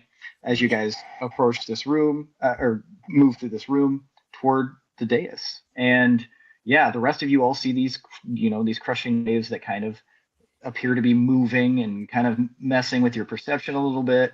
And you move toward the dais. And when you're about 20 feet away from it, Dukas is do you have dark vision? I believe As a hobgoblin, I cannot remember if they have that. I believe I do. Let me see.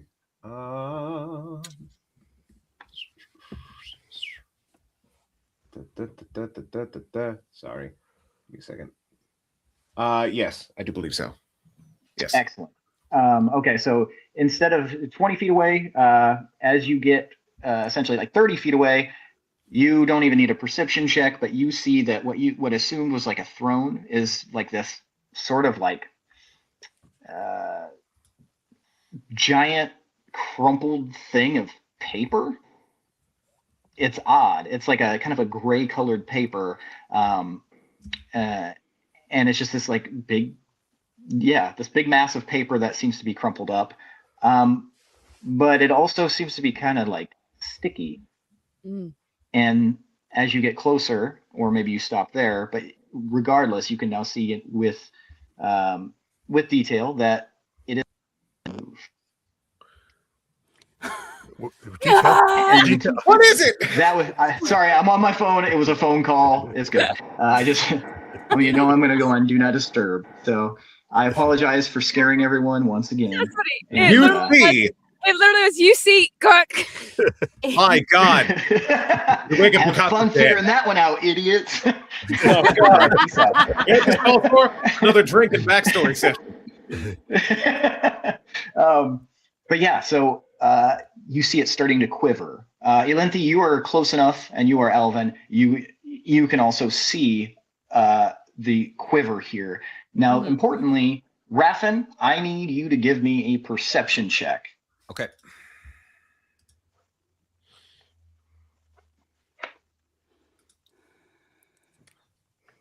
Oh no. 5. Raffin, unfortunately, Why you is don't everyone notice watching our rear? because what he's It good, actually he's real good. weirdly on brand though, right? Like it's weirdly on brand. So unfortunately, Raffin, you don't hear this till it's too late. Yep. You just hear the compression of air and as the door slams shut behind you. Oh. Yeah. Yeah, that happens. I think we all whip our heads to the back to go. Watch R6 or R5. 4, Watching your 3:37. 2. Now, Raffin, when you said you were watching the rear, did you mean our rears, your rear, or the actual rear of the room? I cannot be held responsible when you choose to wear pants like that.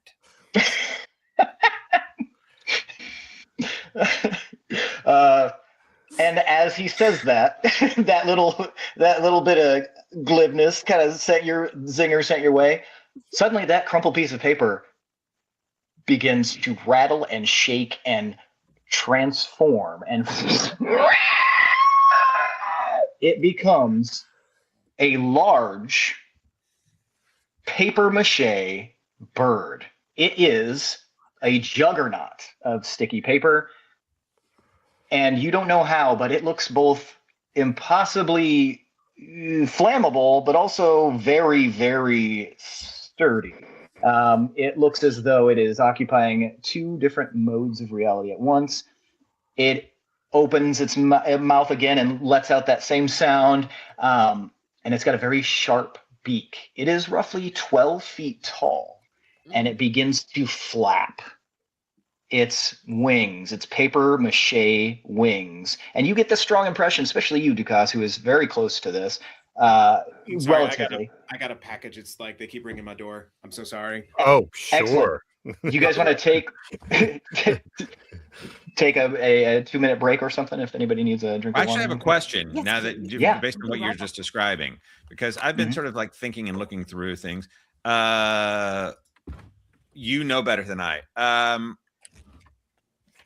I'm curious, particularly given what you just said, how 4-cage works.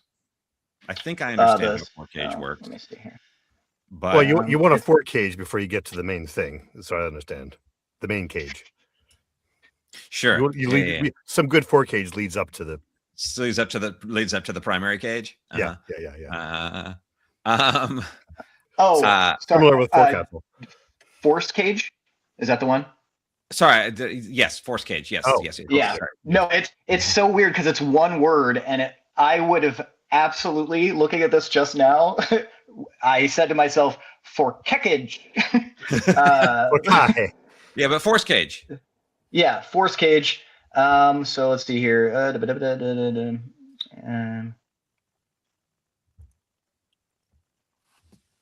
So let's see.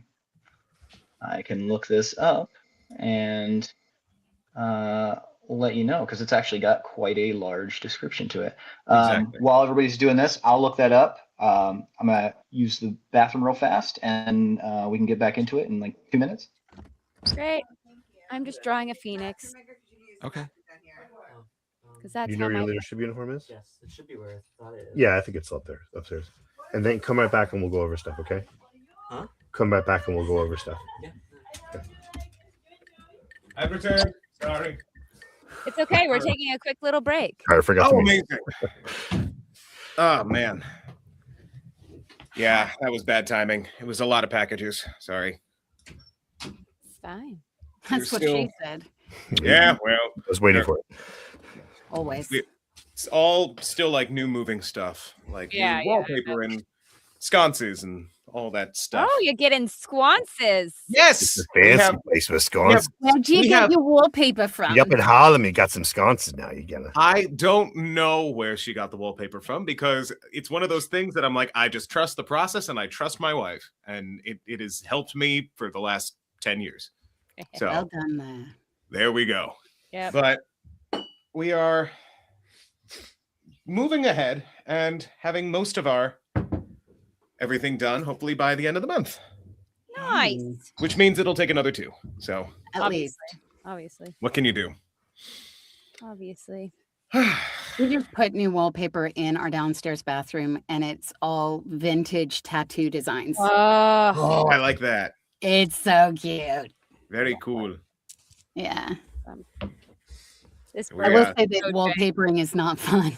No, No, this it's is the like worst. stick-on wallpaper. Like it's Yeah. it's pretty easier even compared to old like other wallpapers, but Oh, it's yeah. still a lot. yeah. Lining it up sucks. Yeah, it's not fun. She's pulled her hair out on more than one occasion. One night when we were sleeping when we first moved here, because she ran out of one roll, so she's like, "I'll just leave it as it is." And we're woken up at 2 a.m. to the sound of Oh, as it's slowly peeling off, and it like no. a piece hit me in the head to wake me up, and I'm like, "Why? What's happening?" Oh Oh. no! Yeah, the walls were caving in on us. Oh, no. literally. Terrible. Hello again. Hello. This time it was on purpose. Yes. Tell me about this bird, this paper mache bird. So yes. So this paper mache bird, large, about 12 feet tall, as I was saying, and it gives you the sense that it, despite it looking as though it is, for all intents and purposes, being made of paper mache, it has a very sharp beak. That is a paper cut you would not want. And its talons as well look razor sharp. And it flaps in the air. And you are looking, everyone, at a mini boss. And now, because what has been established here, and for your benefit, Dukas, with a mini boss and other enemies, we don't do a standard initiative, which you might be more familiar with and used to. What we do is the party goes first, and then the mini boss goes. So it'll be sort of a who would like to go first, and then the mini boss goes, and then who would like to go first. It's sort of, it kind of switches around based on the order of operations that people kind of want to hop into, rather than a set standard initiative. So you guys see this bird flapping. It's looking menacing, and each time it flaps its wings, you can see little flecks of paper coming off of it, and kind of floating through the air. They don't touch the ground, though. They seem to be perhaps caught in the wind that it is generating, or perhaps something else, something more magical. But which of you guys would like to go first?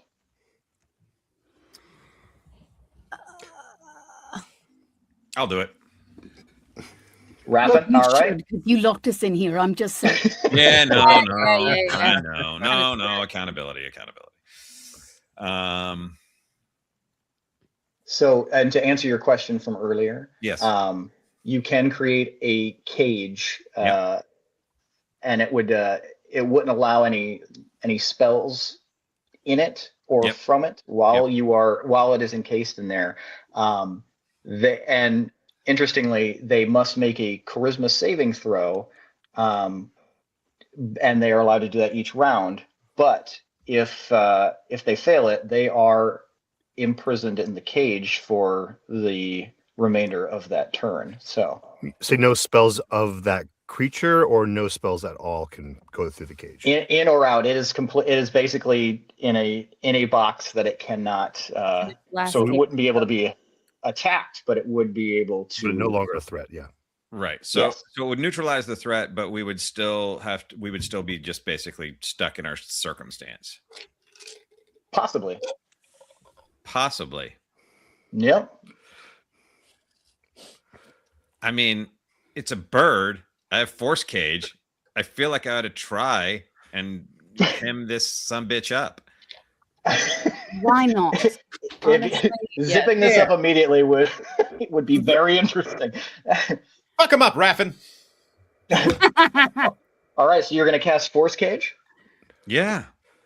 I hope you know why the cage bird sings. Oh. All right. That's eerily close to what I imagined. So yes, how does this look when you cast this, Raffin? And yeah, please walk me through Raffin casting this impenetrable cage. Yeah, absolutely. So the first thing that happens is as all the spells that start, I spin around, I spit 3 times. Then it's a Scottish play thing, and then a curse. And then a few hands get pushed out, and by a few I mean 2, because that's all I have, and I push out like bird appendage we don't know about, and then I push it. Fortunately, I'm deaf in that ear, and then I push out like this, and then I start building the cage like this. And then I start putting it around it like that, and then it's kind of a Tai Chi sort of a thing. And then the next thing, right? Well, it's very, there's a meditative art to this thing. You can't just it should be called thoughtful cage, but whatever. And then I push it out like this, and then I do this, and then symbolically I go like, oh, and throw away the key. Excellent. And I'm looking here at the component, and because it requires ruby dust, it is also, I will say, it's red, and it's sparkling, just like ruby dust would be. It's a shiny, sparkly red cage. It's like sparkles like rubies and diamonds. It's like the bird cage, like a bird cage. It's fabulous, a fabulous, sparkly, shiny cage. Well, you are what you are. All right, I'm going to roll my charisma save, and if you could tell me what your spell save is for charisma versus Raffin. I think your spell save DC is 15. Is that correct? Yeah, I think so. Okay. All right, let's see here. That's a 2, and there's no amount of addition that this boss is going to have that will allow it to save that. So you guys watch this ruby sparkling cage form in the air after this wild series of very interesting movements comes out of Raffin. I want to And add this- something. Sorry to interrupt. I do want to add Yeah, that this no. was a very impulsive reaction. We really don't know. This could have been a friend. We don't really actually know if this would have been easier if I just wasted something. So I just want to emphasize this could have been a stupid idea. He might be glad we got all the water out of his way. But, you know, exactly. Thank you so much, kind travel. Oh, God. I mean, I was going to whack the shit out of it, so but it's better to start this way. Regardless, I thank you for your own special creation. Thank you very much. So yes, this bird is suddenly trapped in this cage, and because it was flapping its wings, it can no longer flap them effectively. So when this cage forms around it, it immediately drops out of the air. It was about 20 feet in the air, and it just hits the ground, and it's like trying to get out as best as it can. And sorry, I'll make noises from time to time. No, it's going like a pig squeal. I like it. I love it. They all sound like variations of pig squeals, and it is flapping desperately, angrily, and it begins like picking with its beak and scratching with its talons, trying to get out. However, for the moment, it is inside this cage. So that is interesting. It's just kind of sitting there rattling this cage. DeCoste happens right in front of you. It drops down right in front of you, and it's just like beating its wings as best as it can, freaking the fuck out about this. It does not like this. It is clearly used to being in command of this room. However, those motes and little, pieces of paper that had flecked off of its wings begin to grow. And they become smaller versions of this paper mache crow. And there are 6 of them that begin forming in the air, and they are now flapping. Who would like to go next? DeCoste? Since it landed right in front of me, I just looked at the room. I'm like, so y'all tried to kill everything that you found in this house, right? Until now. Well, far be it from me to break with tradition. And I pull out this kind of like off my back. It's a shovel that can extend out. I've been using it's like a modified halberd. And it's just like, pulls out, flips it, and I go stabbing straight for the thing's neck through the cage. Okay. All right. Let me just double check. Yeah, let me check here. Because the cage, I was about to ask you, the cage, from what you guys were saying, is just only magic cannot get in, right? Yes, correct. Yeah. Yes, magic cannot. If so, to clarify, just this might change what you want to do slightly, or it might not, DeCoste. Sure. The wingspan, a lot of the wing is out. The neck, the throat of this creature might be a little bit harder to reach because this would technically be at a large size category. So and because it is in a cage, it would impose disadvantage, but that if you would be willing to take that risk. But the edges of the wings and things like that, you could potentially do that without disadvantage at all. Okay, though, I'll clip the wing. If I see the wing clipping out, I'll just stab trying to clip its wings for when it eventually possibly gets out of the cage.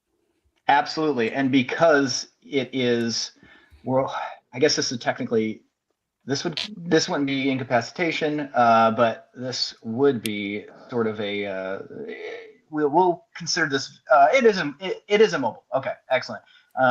So you go ahead and you roll with advantage on this thing then, instead, on this wing. Okay, thank God I needed that. Oh my God. Not really much of a difference there, but that is 13. 13, and where did my note go? I'm so sorry. Give me just a moment. Things go to fucking dice jail. Wow, 13 just passes the threshold to hit. You feel like it could have gone either way. Its wing is kind of moving, and then you spot it at the last second. You're like, and you jab your shovel halberd right into its paper mache flesh. Go ahead and roll damage. I'm just like, how the hell did I almost miss a wing and a caged bird? So that is 7. Seven damage. Okay, so yeah, you clip this thing nice and hard. You just hit it with a shovel, and it's freaking out in its paper mache way. Do you have any other actions that you would like to perform on this Oh, right. turn? I'm a fighter. Yes. Let me see. Ha ha ha ha. I can attack again, I believe. You can attack again. Let me see. With extra attack. Let me just see. Features and traits. Oh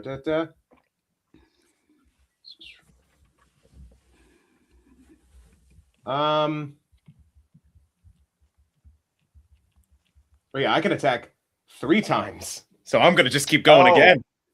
Excellent. All right. Nice. Death by 1,000 shovels. So I'm just I'm going for the second wing. It's just like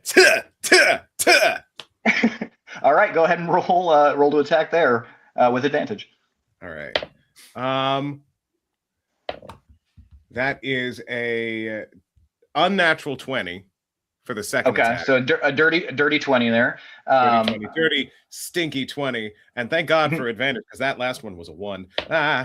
Oh no, both ones. And a natural 1 on the All third. right. So you go from 20. So the second hit just it is hit. You see the wing bend a little bit. How much damage did that second attack do? That did 5 plus 4, 9.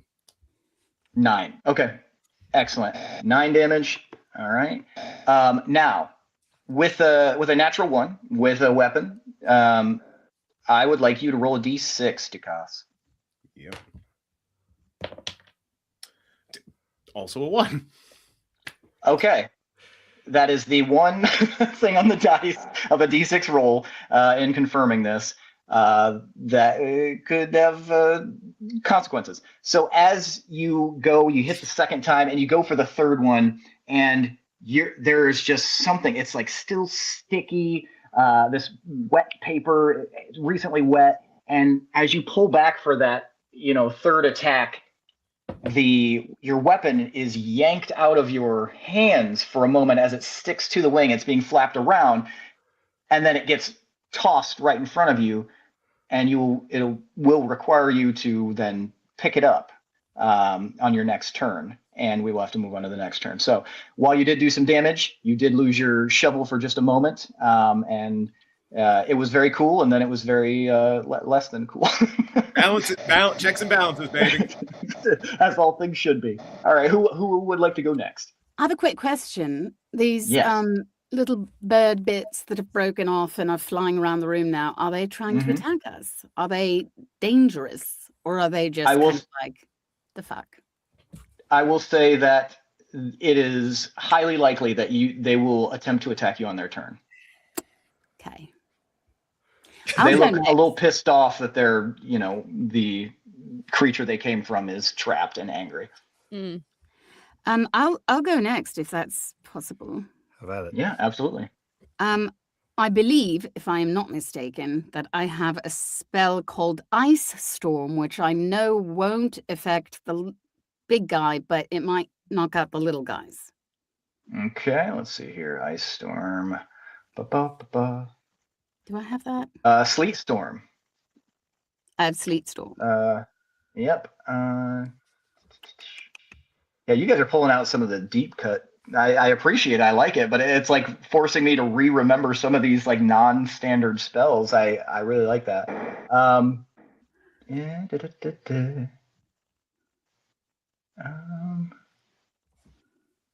Oh, yeah, okay. Sorry, I had to just double check if that was but it is a cylinder. So it's 40 foot tall and 20 feet wide. And they are all located in generally the same area. So you could reasonably cast that right beneath them if you would like.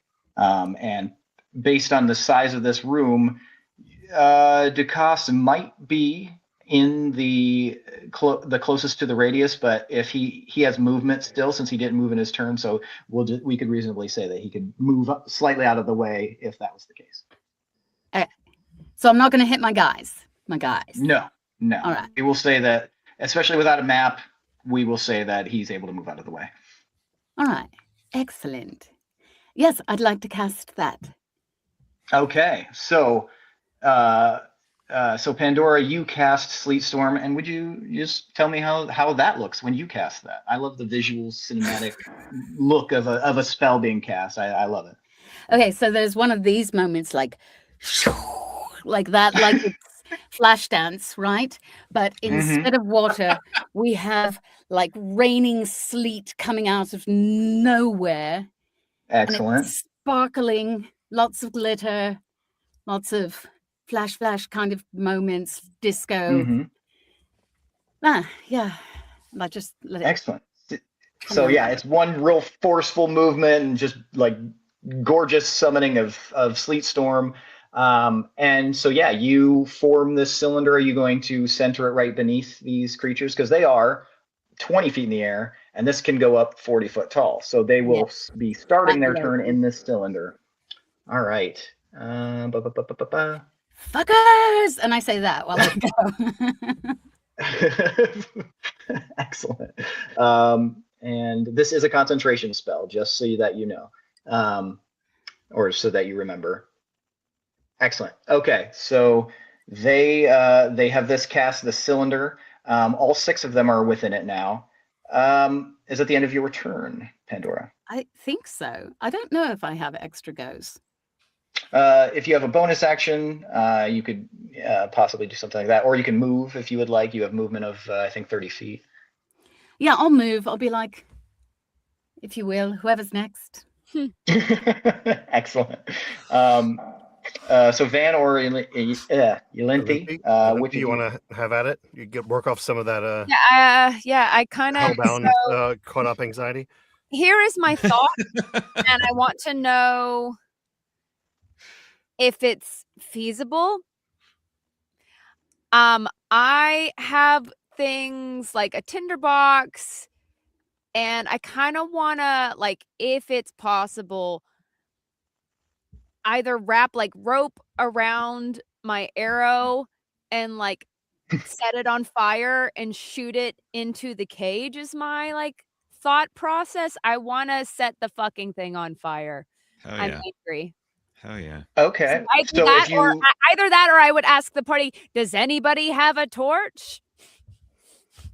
No. So if it helps in your decision making, it would probably take you an entire turn. Yeah, you can absolutely, light an arrow on fire and fire it, but it would take an entire turn to do all of that, and then you could fire it at your next turn. You know what? Honestly, I want to do that. Okay, gotcha. So you begin the process of like wrapping rope around it. Yeah. And I have dancing lights. You're gonna play me some techno music while I do this. Love dancing. Yeah. Well, pretty lights. Yeah, pretty lights. I have it's a real EDC vibe up in this bitch. I can create up to 4 torch-sized lights, making them appear as torches, lanterns, or glowing orbs that hover in the air, and combine, or I can combine them into one vaguely humanoid form of medium size, and sheds light and for a 10-foot radius. So would you like to utilize that spell on your turn? I mean, yeah, look, it's a party. You've already immobilized. Is that a concentration spell though? It's actually a cantrip. Okay. Let's see here. I don't, unless it says concentration on it, you'd probably be good to also cast that. Just you can only do 1 concentration at a time, just for everybody's benefit, because there's already 2 people with a concentration spell, but worth reminding everyone. Copy that. So on your next turn, you can right now you can prepare to do that, and then when we get to your next turn, if you'd like to cast that, absolutely. Okay. Great. All right. Anything else from you, Pandora? Or are we moving on to? Oh no, we're moving on to Ylinthi. Yeah. I'm wrapping my arrow, and I'm like, Van, you go ahead. I've got an idea. Okay, you work on that. and Raffin's like, oh, we've got an idea. Yeah. All right, John Van. in the meme. Okay, my hands are a little tied because the cage, the foreplay cage, does not allow for spells. Thanks, Raffin. However, with my Hexblade capability, I'm going to manifest a Norimutsu Odachi, which is a one-handed, hold on, a 63-inch sword. So one-handed rules Excellent. So apply. 5'3". It's a 5 foot, so it's got a nice long reach to it, and therefore it is not a two-handed weapon; it's a one-handed weapon. I am going to getting right up as close to the cage as I possibly could. I'm going to make a thrusting attack through the bars of the cage, as close to the, let's just go for a headshot, right? A beak shot, Okay. I guess, as much as possible. And because I'm going to use my hexware capabilities, because it's a one-handed, so I can use my charisma modifier on the attack. Yep. Mm-hmm. As well as for the damage if we get that far. I can also, therefore, because I'm using a one-handed weapon, I can also use a feat of mine, which I'm looking up 1 second here. 1 second. Where is it? Savage Attacker. So when I hit a target, I can roll twice and use either roll against the target, and also Savage. And also, where's the other one? There's another one I have. I swear to God, it's in here somewhere. Was it Thirsting Blade? Thirsting Blade. That's going to be for 2, yeah, as well. Is that, and that's on the attack, or that's only on the damage? That's an excellent question. I'll have to pull that up here. I believe it is on the attack, but I could be way off. Hold on, I will say that because it is through the bars of the cage, you will make that attack with disadvantage unless you have. I do have that advantage inspiration from Refn that I got earlier on that I would like to apply to that as well too. That would. Yeah.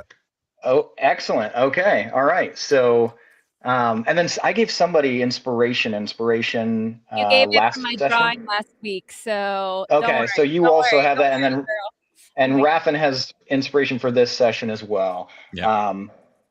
Okay. So go. Wow, you guys. I should stop handing all this shit out. Where's my inspiration? We can't. I don't know that you're handing it out. I think we're earning it. Yeah. You know what? That is an excellent point. You guys are just too clever and cute and smart. So Thirsting Blade is only on the. It looks like it's on the attack. Yes, extra. It basically gives you the extra attack feature. Yeah. You also are a step dungeon daddy, so you. Yeah, that's true. I got to earn your love. Yeah. Yeah. Gifts. That's giving gifts. Anyway, and I have another one. I'll lose the name of it right now, but when many 1s and 2s turn into 3s. Yes. Yeah. Yes. All right. So you can go ahead and roll with disadvantage, and then if you're using the Bardic Inspiration, you can add it to that disadvantage dice. What's my disadvantage? You rolled your d20 twice, and then you would accept the lower number. Yep. But then you can add that Bardic Inspiration on it. Okay, that's gonna be a 9, and plus that Bardic Inspiration. Yep. So go ahead and roll a d8.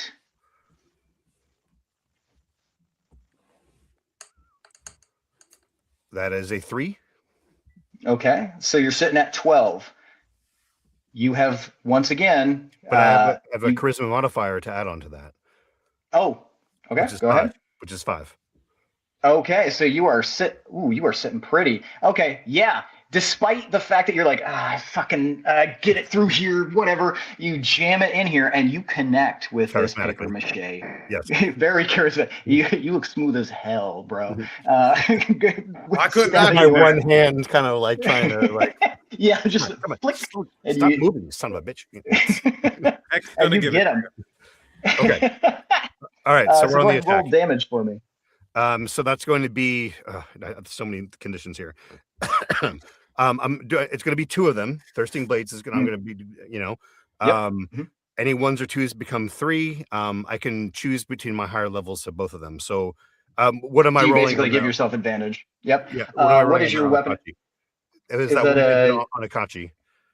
So that is and you're one-handed, so that's a D8. Okay. So you'll roll 2 of those.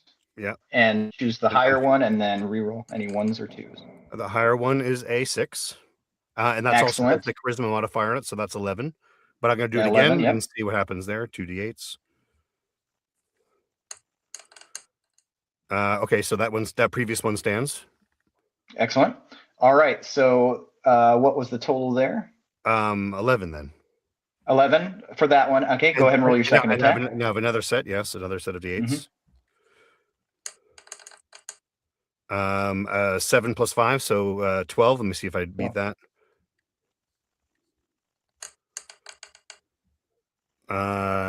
Nope, that was it. Another 12. Yeah. Okay, so 12 and 11. All right, and then for your next attack, go ahead and roll that attack with your d20 with disadvantage. But this time you won't have the Bardic Inspiration, unfortunately, but you will have your Charisma modifier. Okay. Nat 20. I have to use the disadvantage is the lower one. Yes. Okay. Yeah. So that with 5, that's 17. Okay. All right. Well, but this is where we can decide on a table rule, guys. If you have disadvantage and one of them is a 20, I will let you decide this.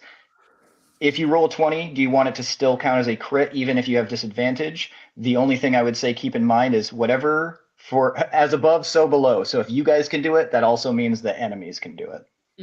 Or would you like to just keep it that you still, regardless? Because this is one of those situations you can decide what the standard is for the table. Does that make sense? Yeah. Yeah. For my part, I'm inclined to not allow it to crit. Okay. I'm okay with that. That's kind of my gut. Yeah. Okay. Yeah. All right. Excellent. And then, like I said, yeah, there's And no in this case, we have the official attack, rules. so we're not desperate for it. Yeah. Yeah. It might have been different if you had rolled a 1 on the other one, but but yeah. So you get 17, you said, to hit. Yeah. So 17 That plus hits. 12 plus 11. Yeah. Oh, that's Excellent. the second attack, right? Okay. Yes. Yeah. Yeah, for the second attack. Yep. Yeah. And so go ahead and roll your damage now for that second attack. Sorry, guys. It's very complicated. No, it's all right. That's the trade-off. The 7 plus 5, so 12. I'm gonna do it again. Okay. Another That's the 12. most badass math class I've ever been in. Yeah, that 12 stands. Excellent. Okay, so 11, 12, and 12. Okay. All right. And okay, is that the end of your turn? Because you use your bonus action. I believe. Okay. Yeah, I think that's it. Yes. I don't have any bonus actions that apply here. Yeah, because they're spells. Yeah. Excellent. Yeah.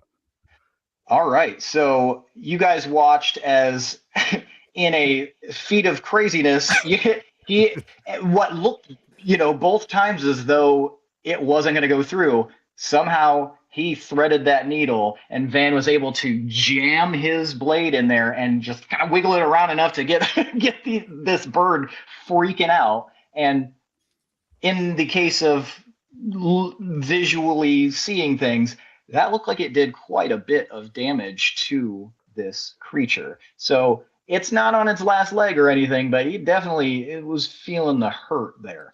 And now, if that is the end of Van's turn, it is now the enemy's turn. So these creatures, these little mini paper mache crows, will begin their turn inside of your Sleet Storm Pandora. So that is now difficult terrain for them, and they will have to, in order to actually get out of it, they are going to have to succeed on a dexterity save.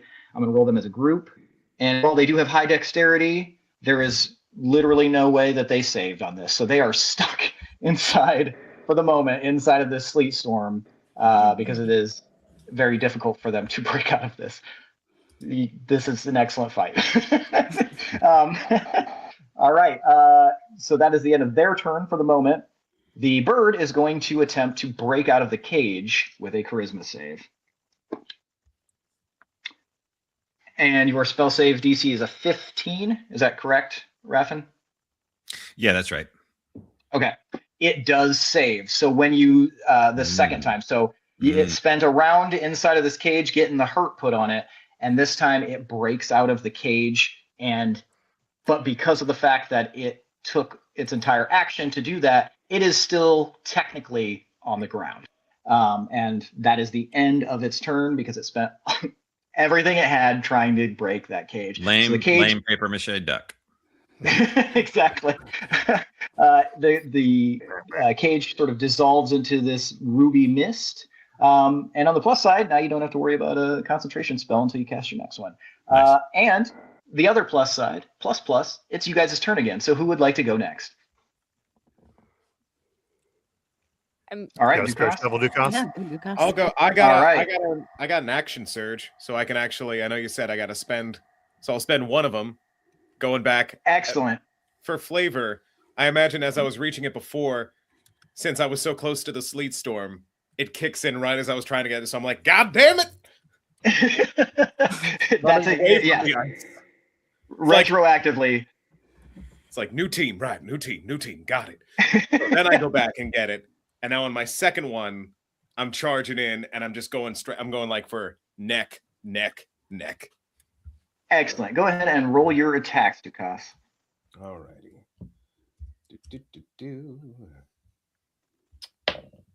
Oh, and since it's on the ground, it's still prone. So it's. Is that still with so advantage? technically, because it's not caged anymore, it is no longer incapacitated. So it would be just a standard roll. It's on the ground, but it is able to move on the ground. It just can't fly at the moment. Okay, so first attack is a 24. That hits. That absolutely hits. Second attack is a dirty 20. Okay, that also hits. He's really good at stabbing things with a halberd, guys. And that third one is a 25. Surprisingly, it hits. Oh my gosh, shocker. Okay, so 3 hits connect. Go ahead and roll your damage for me as you're just laying into this paper mache bird. Almost feel bad for it at this point. The first one was 12. Okay. The second one is 14. And the third one is 8. Jesus. Okay, yeah. So it's getting walloped on both sides by you guys. You are heavy troweling this thing. Is there any you burned your action surge? Is there anything else you'd like to do with this turn, Dukas? Not mostly just like stab. It's just like, knock my shovel out of my hands, will you? Very angry small man, not liking to look silly in front of his new friends. Now it's personal. All right, excellent. Thank you, Dukas. Who's next? Me. Peace. All right. Oh, yes, Elinthi, it is now time to fire your flaming arrow. Please. Do we think and now you no longer incur disadvantage for firing it. Yeah, I also want to use my inspiration so I can get advantage. There you go. Okay, go ahead and roll with advantage, please. Great, thank you. Well, it's just I don't add anything. It's just straight D20, right? D20 plus your whatever your attack is for your bow. So it should say like I think you have maybe a +6 or a +7. Let me see here. Every time I pull this up.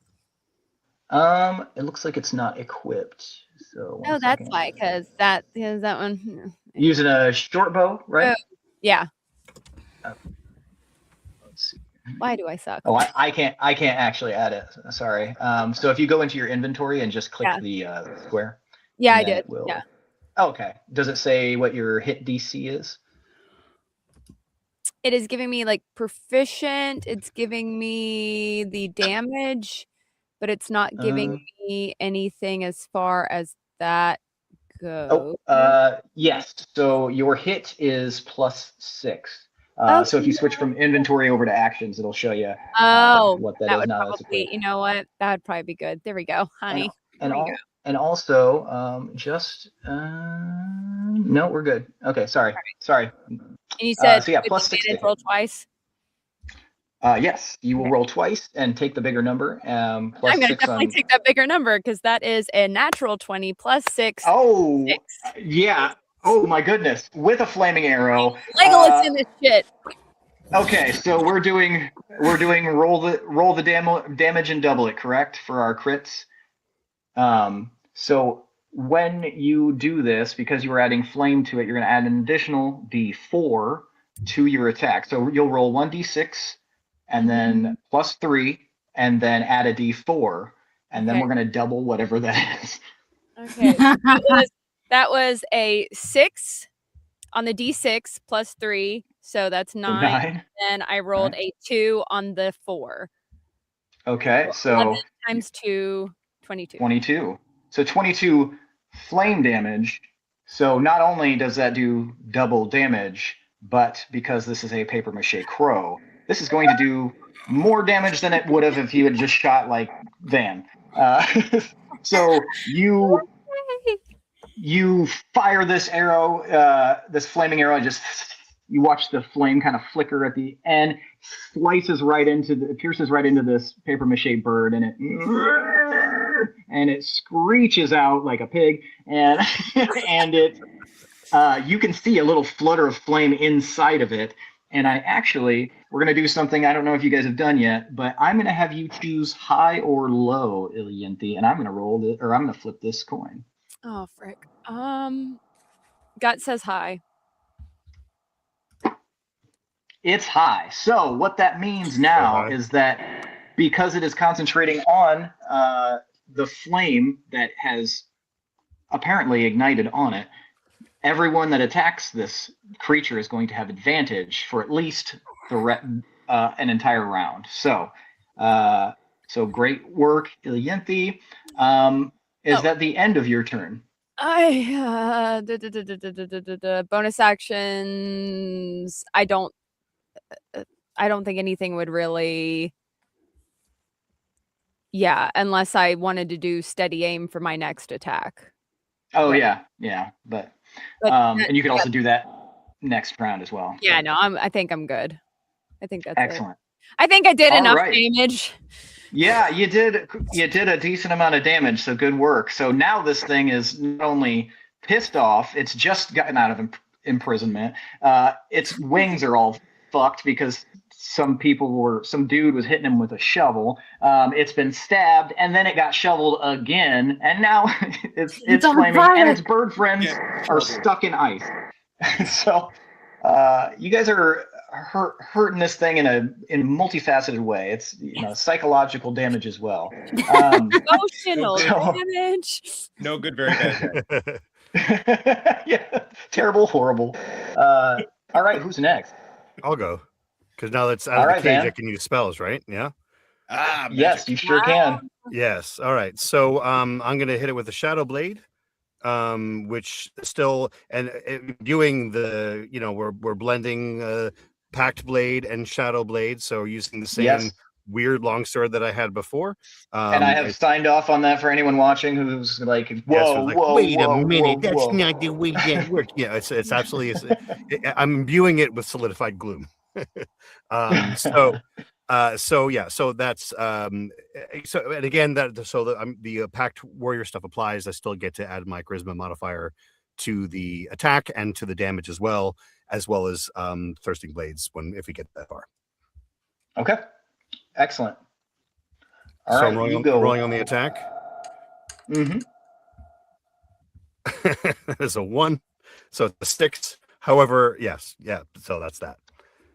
Okay, so you rolled a 1 on the attack? Yes. So go ahead and roll a d6 for me, please. Okay. 3. Okay, that is just a regular failed roll. So do you have an additional attack with that? I don't know. Hold on. No, because my bonus actions are largely responses. Okay, gotcha. Yeah. Okay, so you go in and you're feeling confident. What I can do is I can put a hex on it. Okay, you can go ahead and put a hex on it. What would you like to hex? Hold on.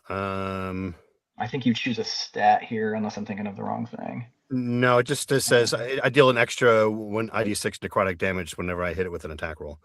Gotcha. I was thinking of Bane. I apologize. Okay. Excellent. Okay. So now you're going to apply necrotic damage to any of your attacks on this going forward. So, my God. Okay, you monsters. Is that the end of your turn, Van? Yes. Okay. Everybody said, "Oh yeah, DM for the newbies. They don't know what they're doing," and now you guys are killing everything. No, I love it actually. Because Who's you're next? not experienced, we're like, let's think outside the box. We don't know what we can't do, so we're gonna push it till something breaks. Yeah. No, you guys are actually like, yeah, you guys are doing fantastic. Like, great work. Like, some people think of the DM as the enemy. We're telling this story together, but it's just really impressive. Pandora or Raffin, which of you would like to go next? I have the concentration one going. Does that affect what I'm able to do? This. You will just tell me if you're going to continue maintaining it for the moment. And unless you've been hit, you don't have to roll to maintain concentration on this spell. And you just won't. You can do anything else that is not also a concentration spell, or wouldn't otherwise break your concentration. Like if you decide to, like, I don't know, like do jumping jacks, you might have to roll to maintain. No, I'll just maintain it. Feel free. Yeah. Okay. And nothing else you would like to do in the moment? Unless you I do can. have this big ass bird over here.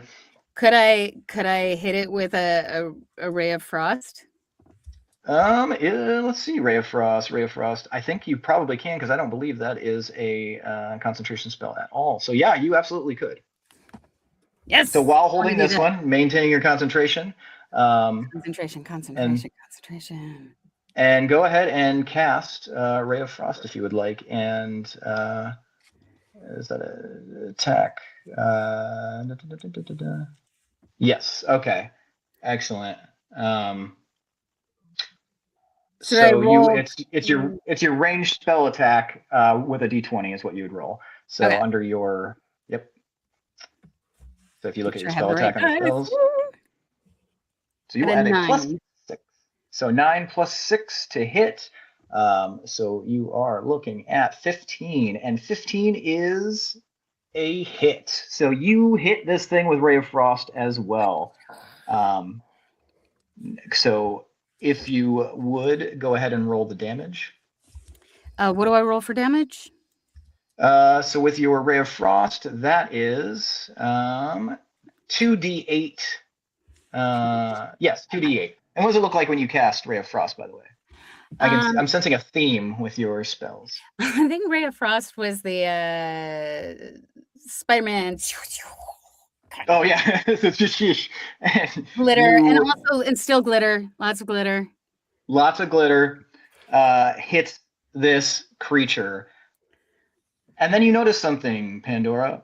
When the Ray of Frost hits it, it doesn't seem to have much effect. No. Son of a nutcracker. But that would have been an excellent hit. But you did learn something. I don't know if you want to share that with the group, but you did definitely notice that. It's a no-go. No frost attacks. No, Got it. no, Got it. no. Yeah, got it. No, immune to frost attacks. I can't do any of it anyway. Cool. Just looking at the bird on fire, it's like, I think we kind of figured that out. And that is the end of your turn now, Pandora? Yes. Okay. And Raffin, it is now your turn. Bring it home, Raffin. All right. Why don't I just go with my go-to combo? Okay. Which is a rapier attack. And I'll add a defensive flourish. Excellent. Okay. So you're going to spend some bardic inspiration. All right. Correct. I can do that. I can do that now, right? Yes, Yeah. you can. So you'll attack, and then you can. I think. Do you get to attack twice? I can't remember. I do. Yeah, I believe so. Okay, so 2 attacks, and then defensive flourish. All right, excellent. So that'll also increase your AC. Yep. Okay, so go ahead and roll to attack. Let's see if you can pull this off, Raffin. You've already done the impossible by caging a free bird. I'm rolling a d20, right? Yep, d20, and then you'll add for your rapier. You add +7 to hit. Okay, so it's a nat 20. Holy fucking hell yeah! Okay, so let's do this. Go ahead and roll your. I think it's you have 1d8 +5 on that. And tell me what that is, because that will affect the rest of this. So that's 11. 11, and that will be doubled to 22. Yeah. Raffin, show me what you got. You are getting the finishing blow on this beast. So tell me, I want you to paint me a beautiful picture of what you do with your rapier to end this suffering. So what I want you to, okay, so here's what I want you to do. Okay, you ready? Here's what I want you to do. So zoom out, okay? Alice in Wonderland is playing in the background, okay? Wait, the Disney, the original Disney animated? Yeah. Right, the Australian DJ. Okay, Chainsmokers is playing in the background. If you prefer. Okay. All right, that's it's thumping. No, you know what? No, let's go jungle. There's a jungle thing. It goes down real slow. The John Wick, sort of like flop happens here. The spin around occurs. There is just the residue of the frost thing that failed, but then the sparkles are still there. There's sort of a shimmer in the air, a glistening sheen of venom and righteous fury that comes spilling forth as the rapiers spin round and then find really a very sad and, like desiccated, like drained of all hope and like more,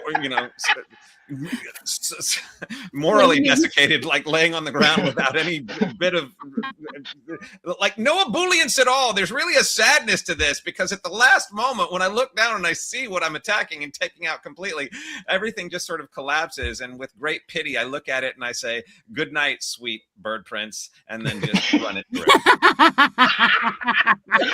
And you guys see this beautiful flourishing shift of motion and light and the frost,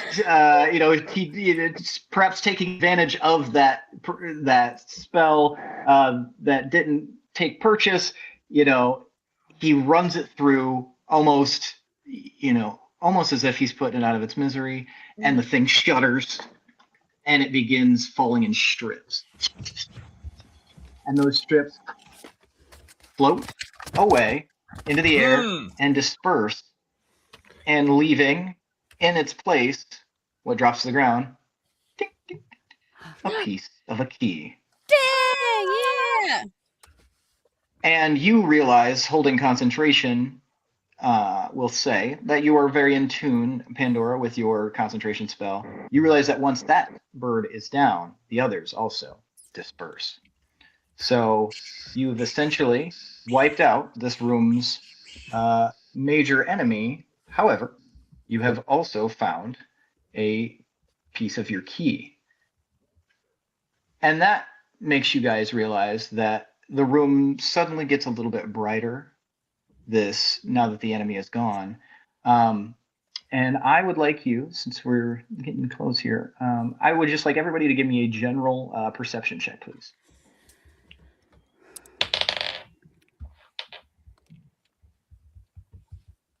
$21. Excellent. Nice. Not 20. 9. 15. 13. 16. Excellent. Okay, so all of you guys are able to notice this. Who got the 21? Was that Ilinti? Okay, and that was the highest one. Did anybody get higher than that? Mm-hmm. Okay, so what everyone notices is there seems to be discolored sections of those waves on the wall. And you guys kind of all realize that as the light kind of brightens in here. Ilinthi, you notice that each of those discolored sections, the wave on them, there's 5 of them, and they are all inverted. And as that is you're reckoning the thing that you notice, that these 5 sections are inverted, that seems important to you. The discoloration seems important to the rest of you, but that's when you guys realize, oh no, it's happening again. The walls seem to be, as it just got brighter, it seems to be getting dimmer, as if the walls are sort of closing in slightly, your vision getting a little bit darker. And as always, you've met a new friend along the way. Friend. Is there anything you would like to say to your new friend before you disperse into the ether of rebirth into the room? I'm sorry if I checked you were undead. I just look. I'm just like, y'all have been a very weird dream, but not the weirdest dream. So he says that to you guys. Van, you say you were sorry for checking if he was undead. Anybody else like to say anything before you all fade? I was just gonna say thank you for trying to choose me before yourself, even though it didn't work out. Can I respond to them? Yep. Since they did. I turned around. I was like, no harm, no foul. And I looked at Yolanthe. I'm like, I hope you get your dog, darling. Excellent. Raffin or Pandora, would you like to say anything? Charmed. Truly. In another life, darling. Oh, you guys bonded. Okay, cool. And Raffin. Oh God. Where to start? Duck ass, here's the thing. You came into our lives as a stranger, but you are leaving as a stranger. And I think that is the first time that has happened. And while I can't say for certain that this will occur, I have this sneaking suspicion that we will see each other again. Yeah. I hope so. Good kill. Keep on shining, Sparkles. But my aunt used And to with say. that,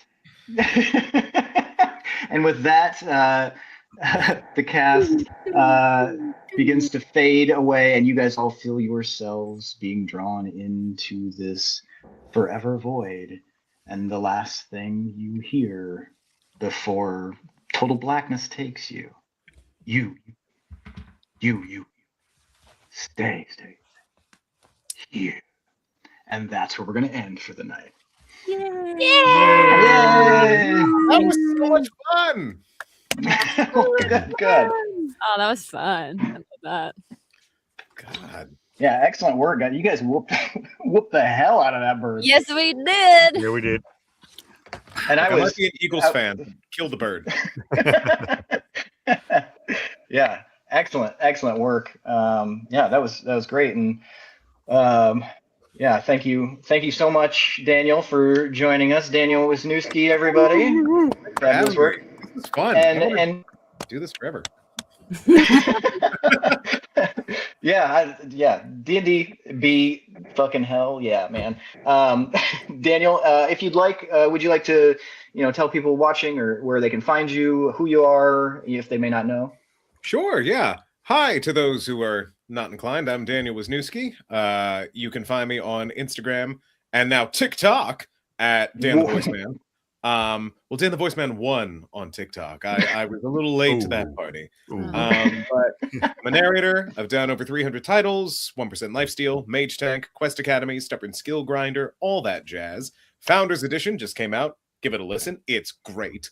But yeah, I was just really thrilled to be here. Thank you guys so much for letting me just jump in and do some fun voices and kill a bird together. This is great. Yeah.